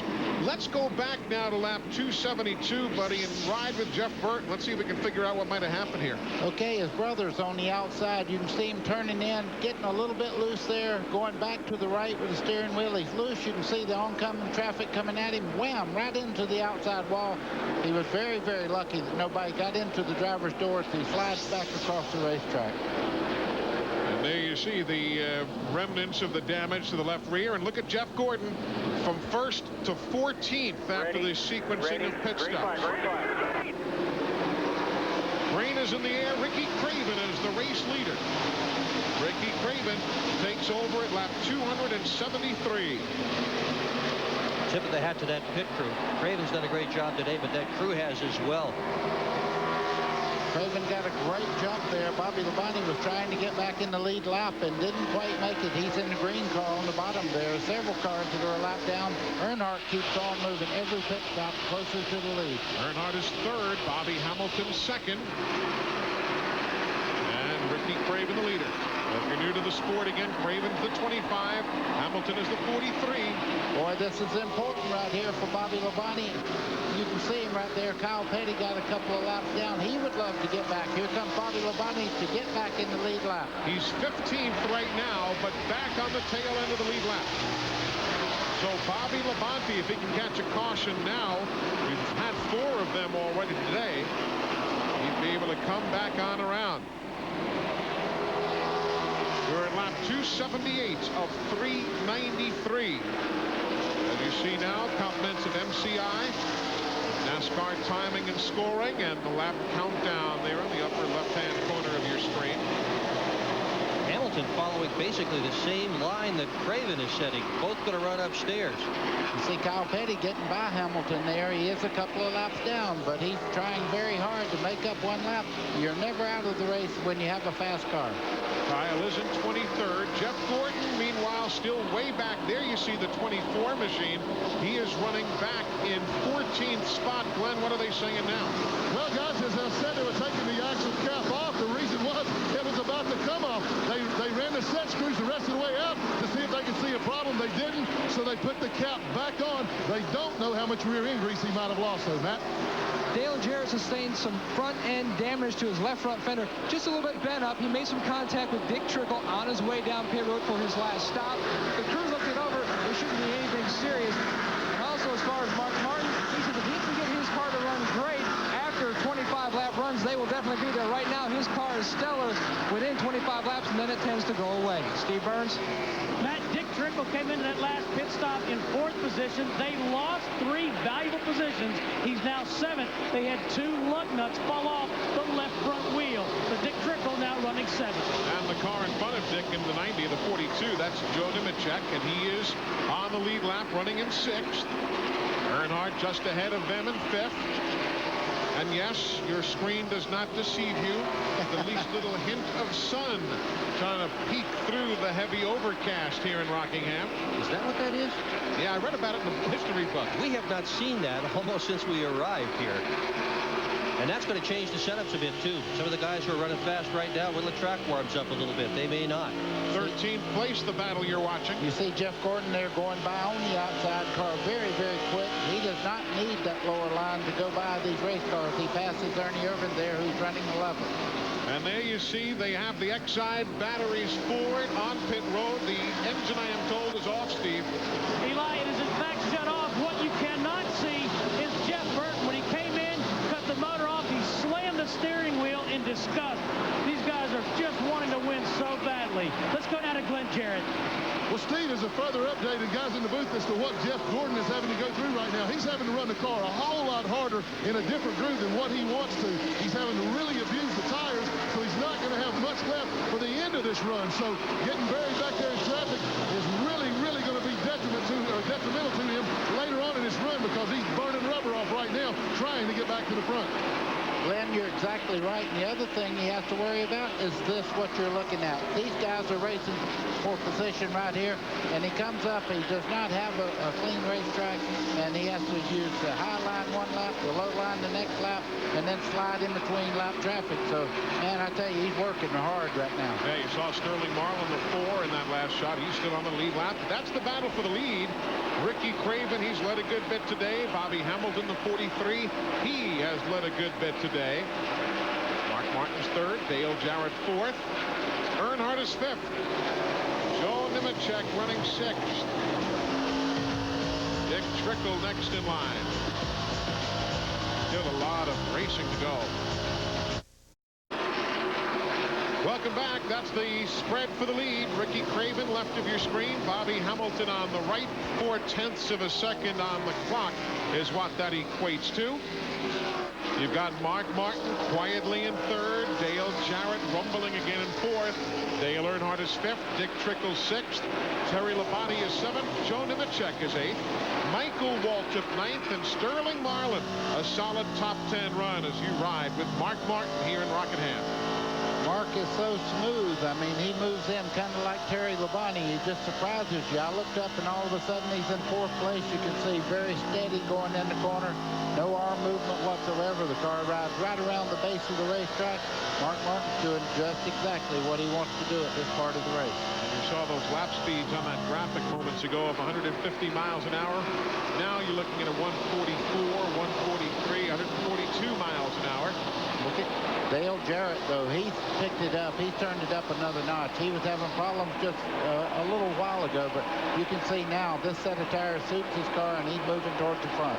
And there we are moving to the front as well. That was the interval from 4th and 5th back to the race leaders. If you like stories of underdogs, there's a good story for you right there. Your leader has never won a Winston Cup race. Guy in second spot has only won one of them. He won Pontiac's last win in Phoenix a year ago. Sure did. Almost won here in February 1996. Remember that one? I sure do. Right here on TNN Motorsports.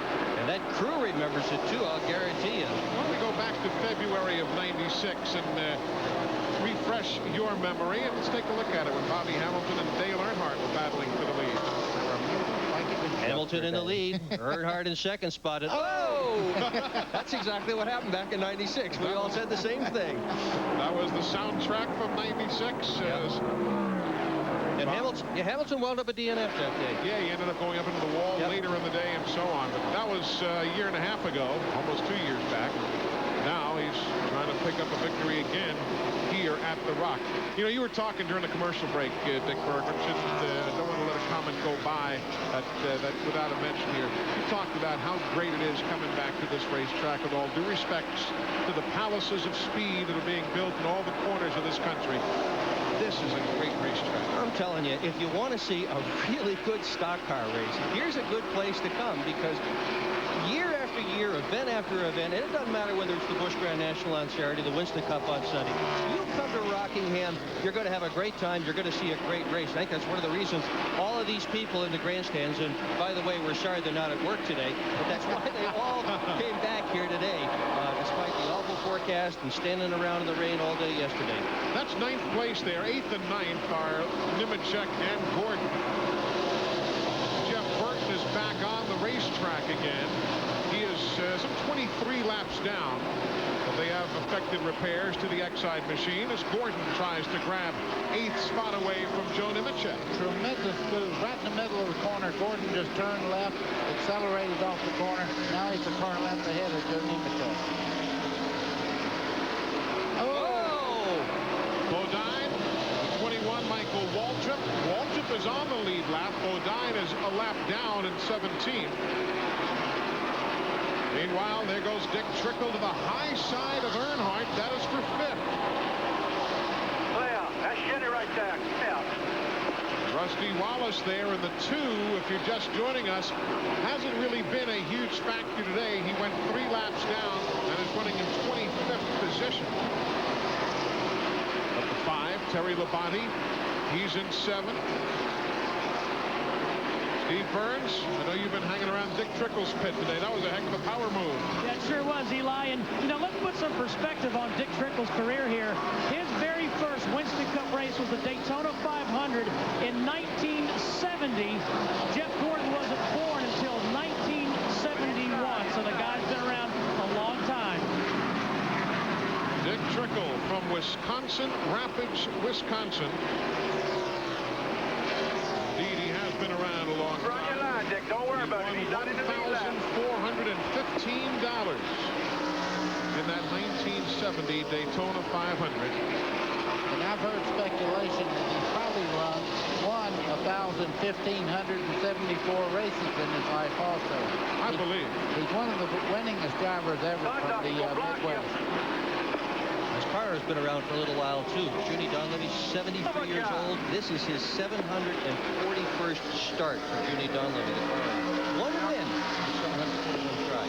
You know some of the guys that Dick Trickle has driven for? As we watch him there going around the lap machine of Rusty Wallace. He drove for himself. He drove for Buddy Ward.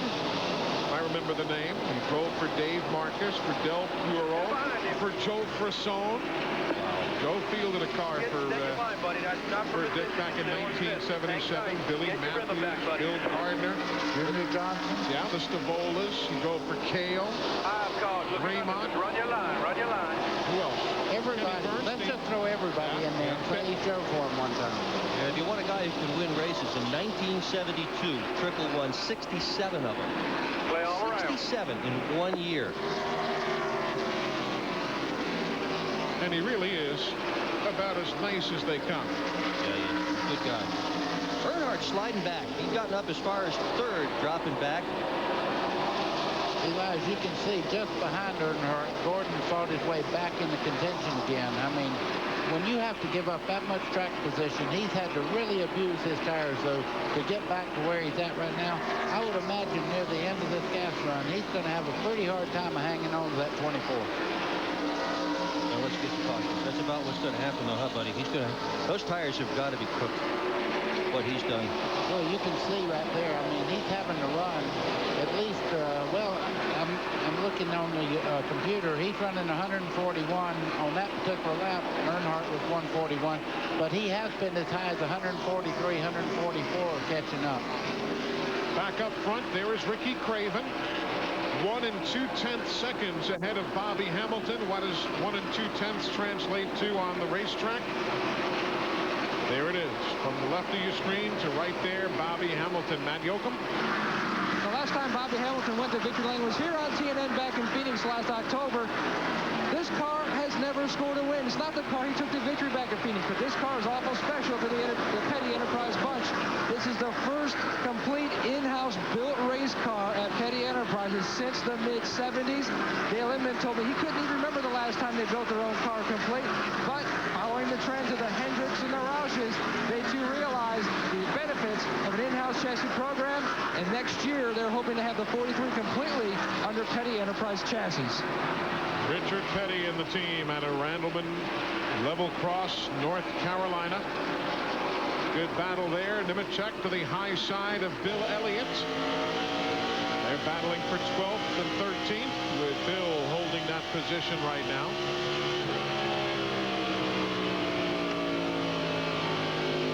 I like that paint job on Nemechek's car. So do I. It's brand new, and they're going to run it till the end of the year, and quite frankly, I think it's gorgeous. They had a little press conference early this week about that thing, and Nemechek said that he really liked it because he hoped people would confuse him with Earnhardt. They'd see him coming in the rearview mirror, move over, let him go. I haven't seen any of that yet today, but maybe it'll happen sometime. Well, yeah, Nemechek doesn't need folks to move over. He's that good, as well we have seen. There he works around some of the lap cars.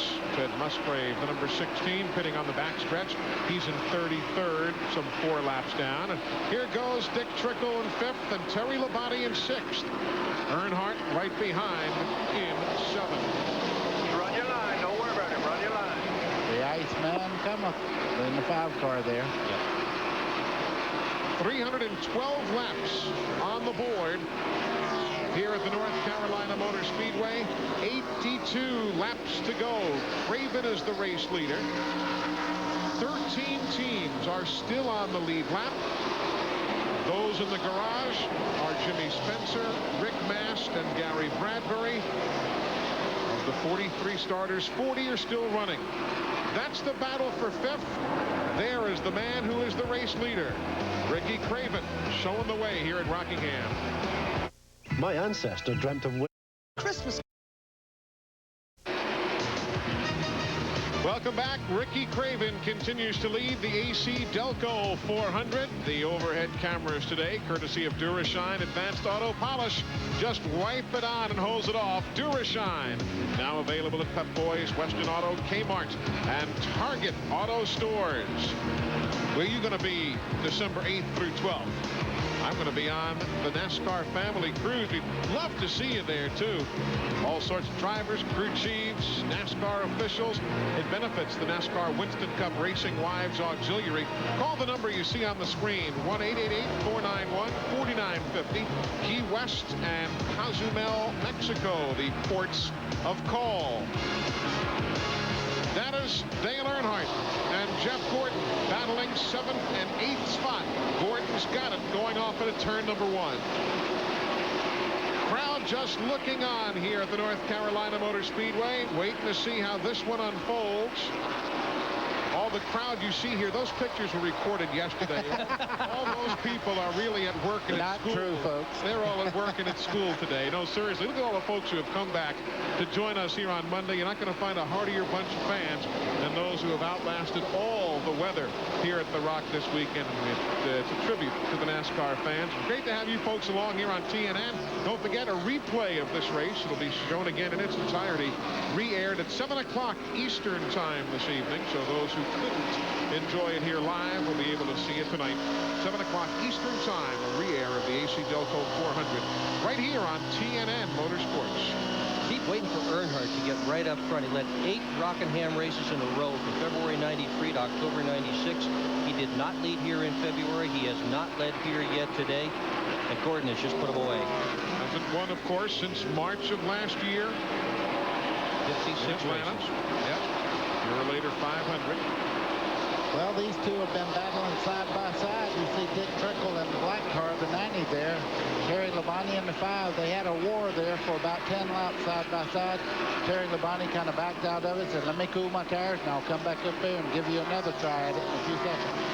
And they are running 5th and 6th, respectively, here at lap 327 of 393.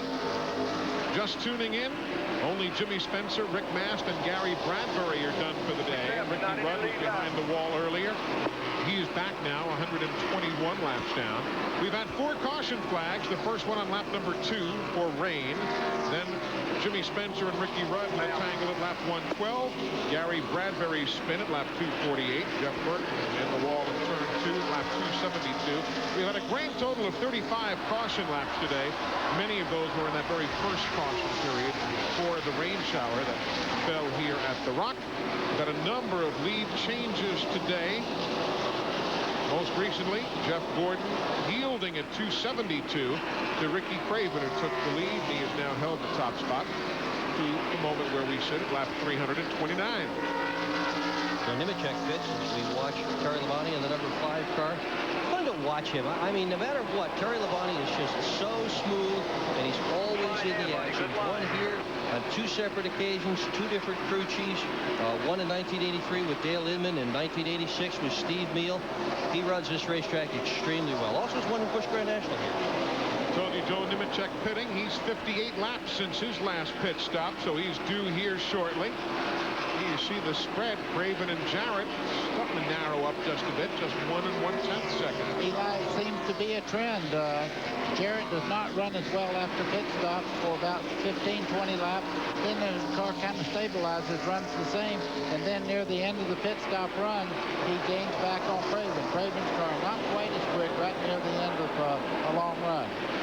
I wonder if he's got that soft spring setup you talked about earlier in the race, brother. I'm sure they all do. I tell you what, anymore you wouldn't believe the springs they run in these cars. They're very soft, and the shock system on the car is very, very delicate on these cars. Here's 7th and 8th spots swapping around as Gordon went way high. Earnhardt takes 7th. Gordon is back in 8th. Ernie is in 24th. The 28 car, he is now a couple of laps down in 24th. Not in the equation here, but obviously running with Earnhardt and Jeff Gordon. You know, Eli, we talked just a little while ago, what would it cost Gordon to run that hard that early in the run, and all of a sudden it looked like he hit a brick wall there.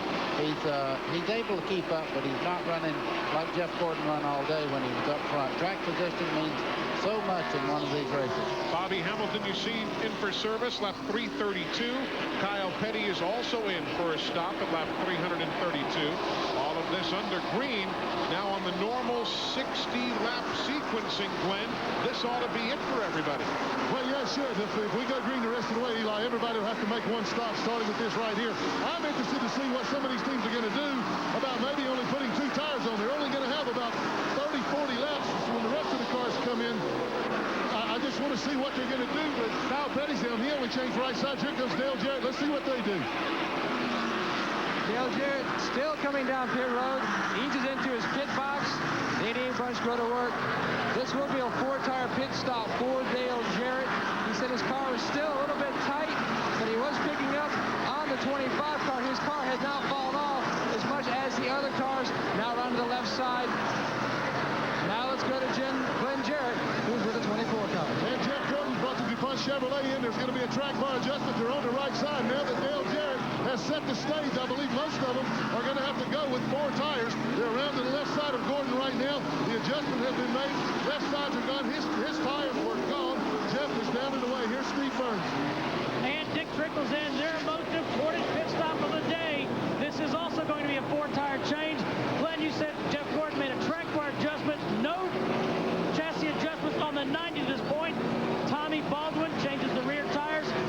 No problem getting off the rear. Now let's go to Matt Yoakum in the 6 pits. The Valvoline Ford is down and away. They have worked themselves back into position. He was as far back as 12.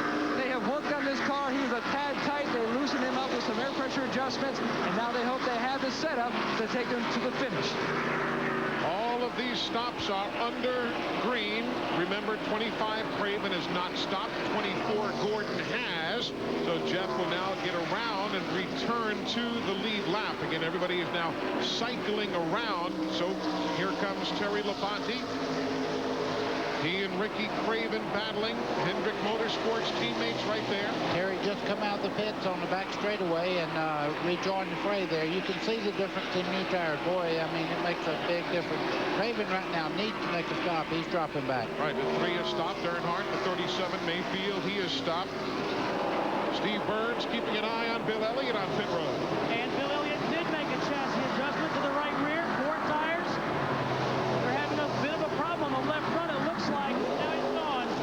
4 tires for Bill Elliott. And here comes Ricky Craven. This is lap 338, so clearly they can go the distance from here, Glenn, on this stop. Yes, they can, Eli. Craven's crowd comes out across the wall now, and they're only, I believe this is only going to be a 2-tire stop. They made a chassis adjustment to the left rear of the car. Now they're up with the left side tires on the wall now. I thought maybe he might try to snooker them a little bit, but there's too much time left in this race to try anything fancy. He has the fastest car right now. I think they can keep it that way. That's right, he's down and the way. And 18.2, that's a great pit stop under the gun. So the race leader now cycling on around. Dale Jarrett working through traffic. Pit stops continuing for others late at Rockingham. TNN Motorsports live coverage of the AC Delco 400 is being brought to you by AC Delco Automotive Parts. AC Delco, it's like buying time. Dale Jarrett is the race leader here at Rockingham, leading for the 5th time today.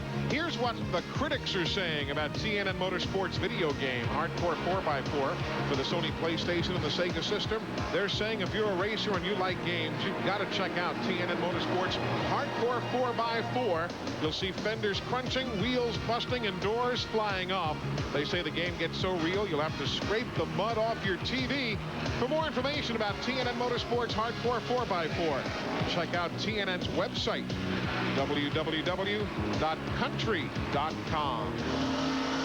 Welcome back to the Rock. We're at lap 346 of 393. 13 teams remaining on the lead lap.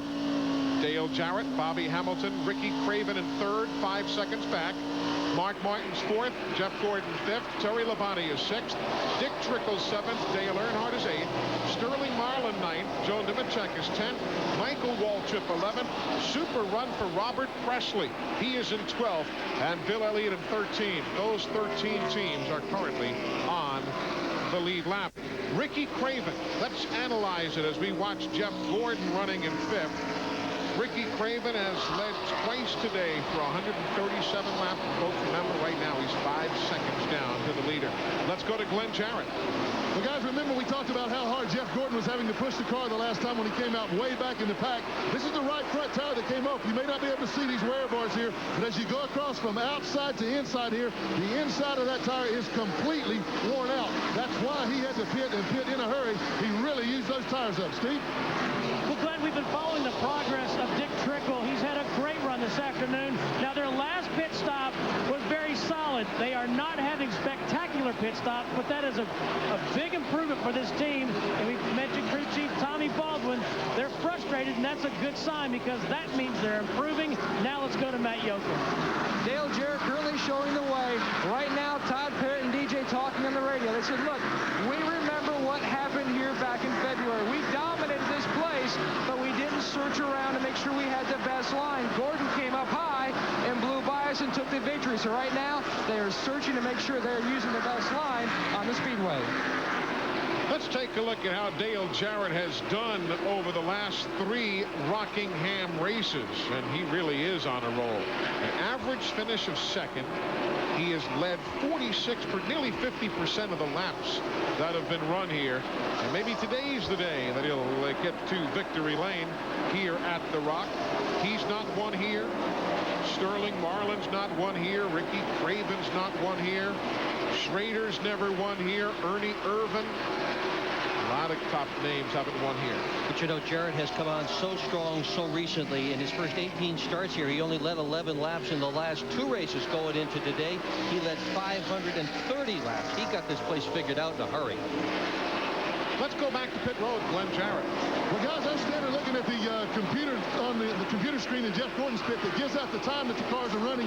And the thing that I see right now is Ricky Craven is almost 0.3 of a second a lap quicker than Dale Jarrett. Bobby Hamilton is about 1,500, so 10th to 1,500 quicker.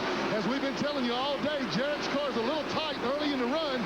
Then as it goes on, it begins to free up a little bit, and he makes up some of that ground. But they're on fresh tires right now, and Ricky Craven is coming in a hurry again.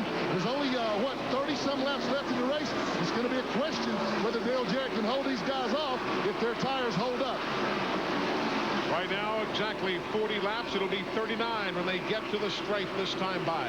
Of course, the other question is whether Jarrett is just being cool and just being conservative. I mean, if you've got a 2-second lead out here at this point, why not? Let the rest of the guys eat their tires up. Let them try to catch you and then go race for it. And then there's always the intangible.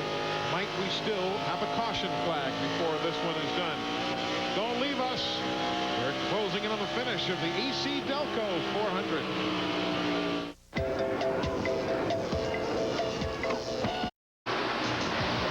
Welcome back to Rockingham, and don't forget, folks, we're all heading to Phoenix next weekend. We'll be there. TNN Motorsports will. We'd love to see you also on Wednesday. Day after tomorrow, Ricky Rudd will be signing autographs at the new NASCAR Thunder store in Phoenix from 5 until 7 o'clock local time. It's at the Metro Center. Then on Thursday, Video PM Race Day will be originating from NASCAR Thunder at the Metro Center in Phoenix. So do check it out. The newest location of NASCAR Thunder, the official store of NASCAR, at the Metro Center, Phoenix, in the Valley of the Sun. We'll see you out there later this week. With Dick Bergman and Buddy Baker, Glenn Jarrett, Matt Yoakum, Steve Burns, I'm Eli Gold. There's Ricky Craven making the move around 2nd spot. So he'll take that spot from Bobby Hamilton. That's very much a part of the plan. But now, what's going through the mind of Dale Jarrett? Is he going flat out right now? Is he just kind of nursing those tires with 31 laps to go? What? Well, one thing he's getting a readout of what everybody's doing is chasing him. They're calling him on the radio and saying, listen, so-and-so's running maybe a mile an hour faster than you. He's saying, okay, I'm not putting everything into it right now. I have a little bit in reserve.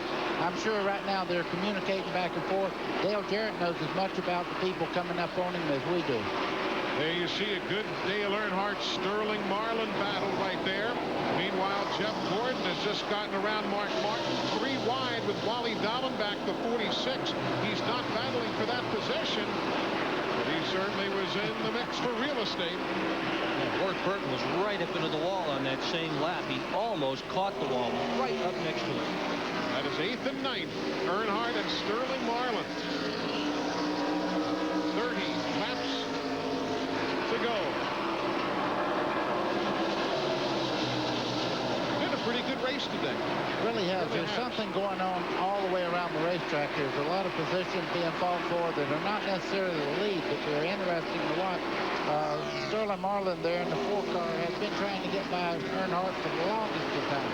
On problems on the racetrack, that is Greg Sachs in the 40. Caution.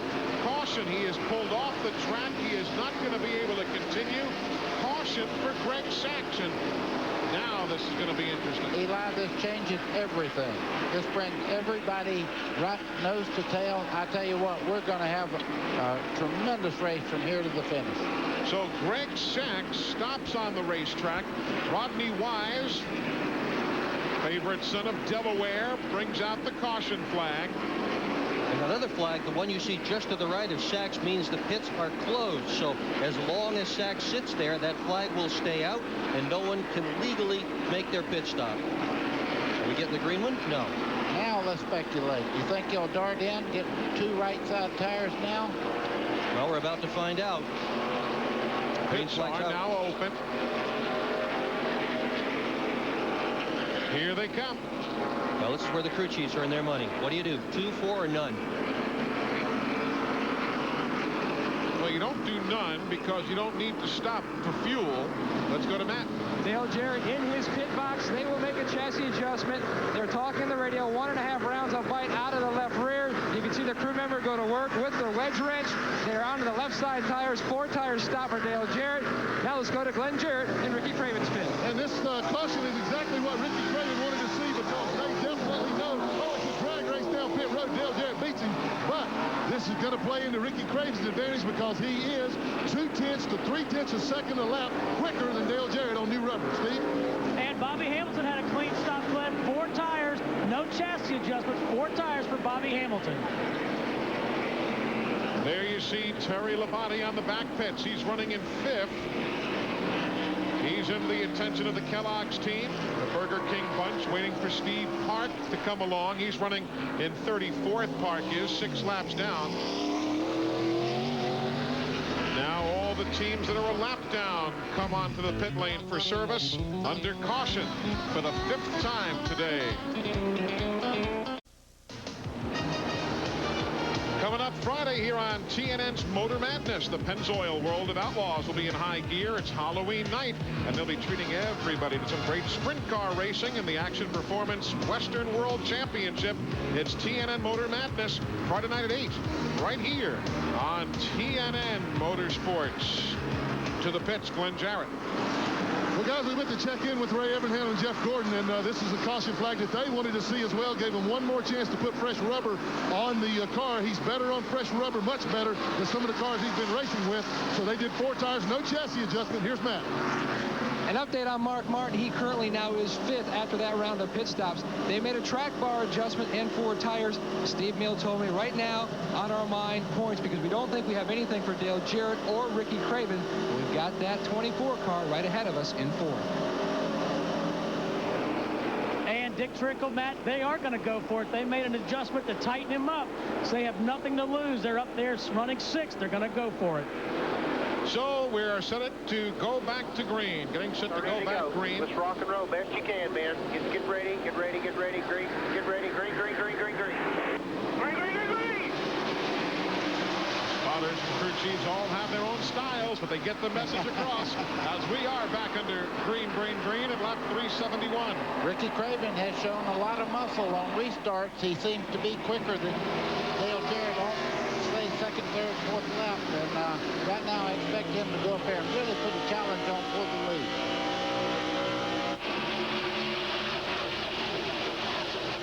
The best Craven has ever done this late in a Winston Cup race. This is his best shot to win in his entire career, right here. Dale Elliott in 12th. Ahead of him, Lake Speed in 16th.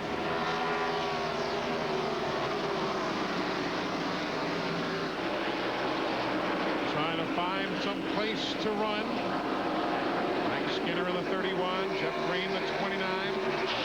Skinner with a bent-up nose with a tire on pit road. Whatever Kyle Petty's been dragging, it must be made out of some good stuff. It's still dragging. Here's 5th place. Dick Trickle got it. Mark Martin back to 6th. Cliff, kick his ass. Come on with it now. All around. Sometimes pockets just don't do it. Here we go. Look at this down the front straightaway. How would you like your $100,000 going down in there like that? Wow. You know, a lot of these cars are running their last race today. Roush, for example, has got 44 cars. They're only going to reskin 4 of them. All the rest are going to be sold off. Meanwhile, up front, Ricky Craven is right on the rear deck of Jarrett. You notice, though, Jarrett's turned it up a notch or 2 right here. He's not falling back as quickly as he did before. Bobby Hamilton just behind these 2. Here comes Craven on the inside, Eli. This is for the lead with 18 laps to go. Wow. Craven got him. Here Hamilton, can he grab 2nd? You see Hamilton there in the 43. He's coming up under DJ also. Now, one thing they do have, there is a little bit of Jeff, but look at Hamilton. He has the position going into turn 1. Andy Graves atop the war chest looking on. Graves 27 years old, Craven 31 years old. This is a team with youth. Graves has never won as a crew chief, came on at this race. Bobby Hamilton like a rocket down into turn 3 there. This car is flying, Eli. He comes off turn 4, looks on the outside of Craven as they head down into turn 1. And as we have seen in every race since New Hampshire, again, a Chevy, a Pontiac, and a Ford battling the top 3 spots, and it is Hamilton who wants the lead. How about this? Wow. He won the last time for Pontiac. You see him taking a different line. He goes up a little bit. Craven comes back to the inside. First time since lap 213 that Bobby Hamilton has been in front. I got to believe that Craven just didn't let him by at this point. If he had anything for Hamilton, he would have done everything he possibly could to have held him back. Bobby Hamilton leaving this car at the end of the year. Man, I tell you, it'd be tough for me to leave a race car that was this good, but Bobby Hamilton moving on. What a great ride for somebody, though. Look at this car handle. Although the rumors are getting louder and louder that Petty Enterprises is within a week or so of naming a new driver for next year. But that's a story for later. Let's just stay with this battle for the lead and for the win. Craven's never won in Winston Cup racing. That man Hamilton has won only one race last October the 27th in Phoenix. Right here on TNN. Mark Martin trying to get back Dick Trickle as they head down into turn 1. Using the low line. Trickle goes up. You can see Martin able to stay lower on the racetrack. Today is the last race for this car. Same one that won at Dover. They're not going to reskin it. They're going to dump it. It's going to be a show car. Pretty darn nice show car. Yeah. 13 laps to go. You see that little adjustment. Mark Martin's car just a little bit loose as they come by the start finishing line. Martin was just a little bit ahead. Trickle pulls back in front again. Bobby Labonte, the 18, who led earlier and dominated, is now in 12th. You clear, baby. Clear, baby. Yes, The he is. distinctive Richmond, Virginia accent from the Junie Donlevy crew exhorting Dick Trickle on.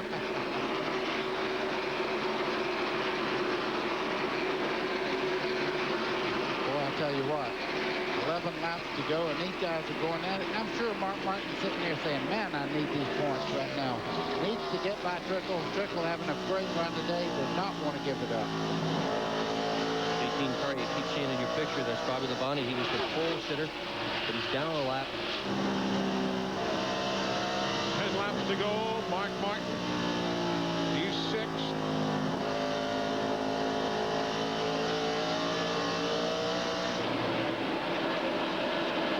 The 3, Dale Earnhardt. He's in 9th. The 77, Robert Presley. He's in 14th. Then the battle for position there. The 5, Terry Labonte. The 42, Joe Nemechek. That's the battle for 7th and 8th. Labonte got hurt on that last round of pit stops. Went in 5th, came out 8th.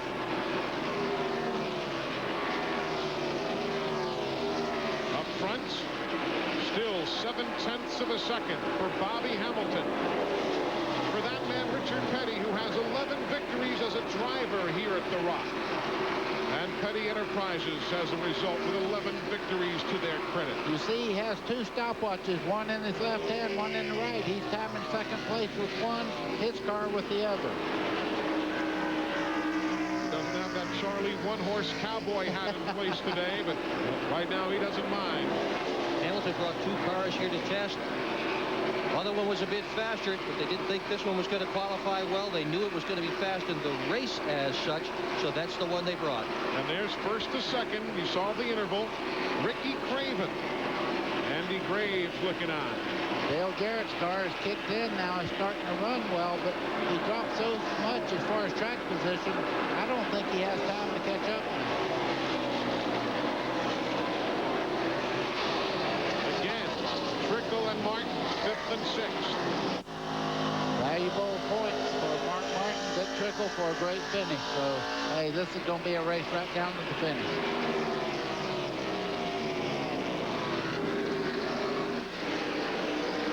All 3 of those guys surprised in the points battle. Still there. Right up in the money. Run your line, run your line. He can't get you on the bottom. He can't get you. Talking to Dick Trickle. Well, you just run your line. Don't worry about him. It's easy enough to say from up here. Yeah, or if you're the spotter, try it behind the He's wheel. right up here, yeah. Try it behind the wheel. Clear, but he's going to be coming right back. He's going to burn them tires up down there. Just hold on to him. Hold on to him.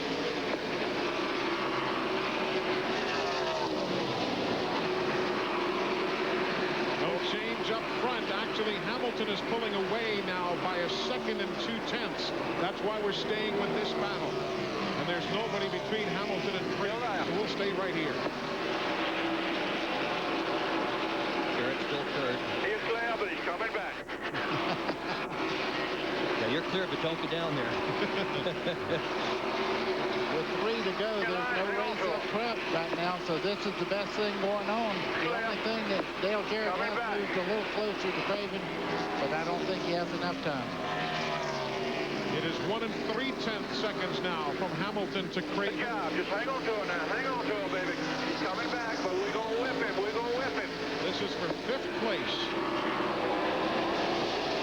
Glenn Jarrett. Well, guys, Craven's not going to have anything at all for Hamilton. He's pulling away. Ricky's car has picked up a push. First time all day he's been tight.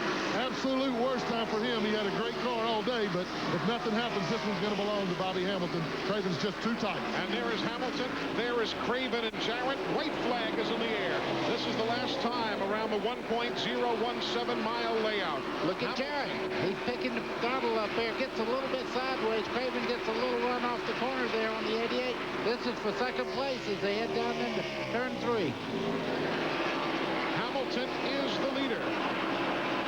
Career start number 91. Craven won't win. Hamilton will. Jarrett second. Craven comes across third. And yes, hold him off. He won't be able to get you, they told Trickle. Trickle does hold off. Martin, let's go to Robbie Loomis down in the STP pits. And Eli, he just got the Gatorade bath. Robbie, what a great victory for you guys. Great win today. I'm going to tell you what, we never give up on one another, and Bobby's one heck of a race car driver.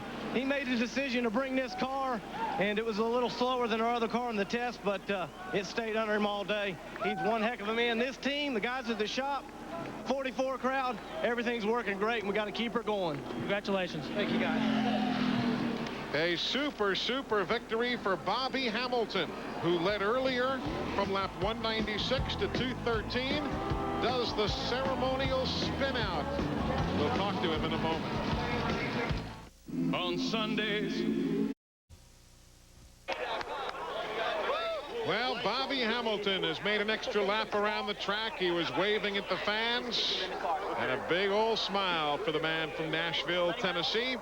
Big victory for Bobby Hamilton, closing in on 200 career starts, victory number 2. And you're right, the ironic thing, buddy, is that he's leaving that team at season's end. Great race car. Bobby Hamilton, a great driver. You know, whoever gets this car's got a winner. It's proven here today. Indeed. And we talked about Pontiac and how well they do at Rockingham. It's been a storyline throughout our rain delay yesterday and again this morning. 10 times now in the last 20 races, Pontiac has won here at the Rock. Let's go down to victory lane. Glenn, it's all yours. Well, I'm going to wait till they get through high-fiving because they're liable to slap me. Bobby, great job there. You got that last caution you needed. You'd fallen back to third, but boy, did they find the right set of tires for that last run. Well, we had been pretty good on short runs anyhow, and we lose a little bit, and that's just the opposite for us, Glenn. But had to get a drink. It got hot out there. But, excuse me. But he told me, he said, you're faster than anybody on new tires, buddy. He said, go get them right there at the end. I was concerned about the 25 car, but I guess his strong point was long runs too. But I knew we had a good car for short runs. He got a little tight there at the end. At the top of our show, we talked about how well Pontiacs do here, and you chose this particular Pontiac to come to this racetrack. What was better about this car than your others? We had a brand new car the guys did at the shop, and it was 2/10 quicker than this on qualifying runs, but we kept making race runs with the two of them, and this one beat it about 5 or 6 seconds in a long run. So me and the worm, Robbie, we said, what we're going to do, we said we're going to bring the one that races good. And it looks like we made the right decision. You know, this car right here is a car that Richard Petty Driving School built. We run it at Dover, his first race there, and just want to tell them guys they did a good job on his awesome race car. Well, congratulations, you guys. We'll let you celebrate Bobby Hamilton, second victory almost a year later, right here on TNN.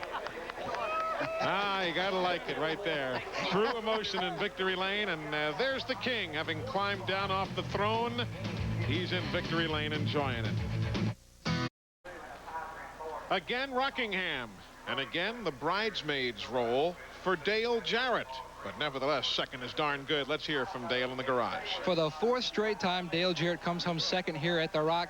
DJ, racing's full of woulda, coulda, shouldas, but what would have happened if you had 7 more laps? Oh, I might have could have got to Bobby, but we want to congratulate those guys. They did a terrific job. You know, they were more set up for short sprints, and it worked to their advantage. I told Todd when the caution came out, I said, we're in trouble now, and sure enough, we were. Our car was set up more for longer runs, really conserved the tires good with the setup that we had, and each time we would be good as we went, 60 or 70 laps, but that wasn't what we had to go there at the end. He gained some points, but DJ's second again at the Rock. And we're back in victory lane. Here's Richard Petty, the car owner. He's talking to some of his PR people over there about which hat to wear. We like the blue one here. We want to congratulate you and the crew. We'll give you the Miller Lite Pit Crew Award, courtesy Miller Lite, TNN Motorsports. Great job today. Awesome race car. Things worked out at the end. I was really doing good in the pits, wasn't I? Set up on the watch, checked them all, told them to go faster. But we got the break when they had that last caution. We was real good on brand new tires, and as time progressed, the 88 car was a little bit better, a lot better really on used tires. So we got a break, and that's what it takes to win races. That's exactly right. Now before we leave, Richard, I want you to look at this color coordination. Look at this blue hat, the blue shirt, little blue on the jacket up here, but wait a minute, all the way down here, man, look at these blue boots. Man, that's something else. You should have seen the bird those things came off of. He was cold that day. We've got more coming up from Rockingham right after this. Well, it's turned out to be a very nice afternoon here at the North Carolina Motor Speedway. A day late, delayed even today by rain, but we've gotten the AC Delco 400 into the books. Bobby Hamilton got the win ahead of Dale Jarrett, Ricky Craven. Jeff Gordon comes home in 4th. Dick Trickle 5th. Statistically now, all that Jeff Gordon needs to do is finish 13th or better in the Phoenix and Atlanta races, and the championship would be his. But right now, back to the garage. Let's catch up with Ricky Craven. And Eli, a great day for Ricky Craven. Ricky, you guys brought her home in 3rd. You were really hooked up. It was good. It was great through the middle part of the race and a little bit tight at the end, but I'm so proud of these guys. They awesome cars and awesome engines, and Andy called a great race. And I'd like to have 50 to go, or what I really like is for that caution not to have come out. But as it unfolded, we were chasing that 43, and he was just awesome on the short runs. All right, great run. Let's go back to Eli. All right, Steve, thank you. Let's take a look at the full field rundown for you with the margin of victory at 9/10 of a second. And there you see where Dale Earnhardt came home in 8th spot. Sterling in 9th. A good turnaround for that team. They've been struggling of late. Yeah, but they had a good run here today. Bobby Labonte, pole sitter in 11th. Yeah, Robert Presley, a great run. Rusty Wallace, middle of the field. Our buddy Darrell Waltrip down there in 29th. Schrader, not really a factor today, coming home in 30th. And there you see the fellows who are out of the event or in the garage for a lengthy period of time. More coming up from the Rock in a moment. New Mobil 1 0W30. Superior protection when you start your car. TNN Motorsports live coverage of the AC Delco 400 has been brought to you by Texaco, a world of energy. By Miller Lite, who reminds you that anything can happen at Miller time. And by the legendary Firebird Trans Am from Pontiac. Let's take a look at the NASCAR Winston Cup point standings with Phoenix and Atlanta races remaining. 125 is now the spread from first to second. Mark Martin there. Dale Jarrett now 145 back. So again, guys, there's 13th or better in the next two races, and the championship will be Jeff Gordon's. Well, you just have to say the way he's running right now, other than Talladega, he's been in the top 5 or 6 in every race. So, man, it's his championship to lose now.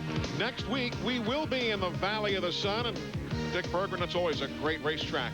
It is. It's fun to watch. It's a nice flat racetrack, very fast, always very competitive. Looking forward to having you all with us. 1:30 p.m. Eastern Time next Sunday for the NASCAR Winston Cup Series and the Duralube 500. Coming up next here on TNN, the schedule obviously adjusting because we've been here all afternoon. Joining in progress, America's Country Hits. That's next. Then Dallas at 4 o'clock. Club Dance at 5.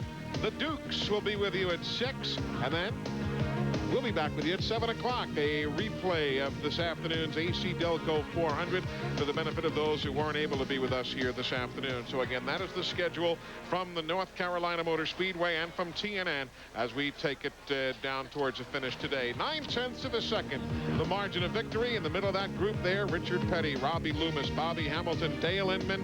Very successful bunch from Petty Enterprises today. Eli, good point. Thank Rockingham for having a great racetrack and allowing TNN to bring great races like you guys got to watch today here at the Rock. It's been a lot of fun. We certainly are glad you've been with us all weekend long and even through yesterday's rain delay. Bobby Hamilton and Kyle Petty. High fives, rolling fives, if you will, to one another. Again, stay tuned. America's Country Hits is next, joined in progress, followed by Dallas, Club Dance, the Dukes of Hazzard at 6, then a replay of the AC Delco 400 at 7 o'clock tonight. We will see you next Sunday in Phoenix, Arizona for more NASCAR Winston Cup racing here on TNN Motorsports. For Buddy Baker and Dick Berggren, Glenn Jarrett, Matt Yoakum, Steve Burns, and for the King, Richard Petty, I'm Eli Gold. Thanks for joining us. Congratulations, Bobby Hamilton.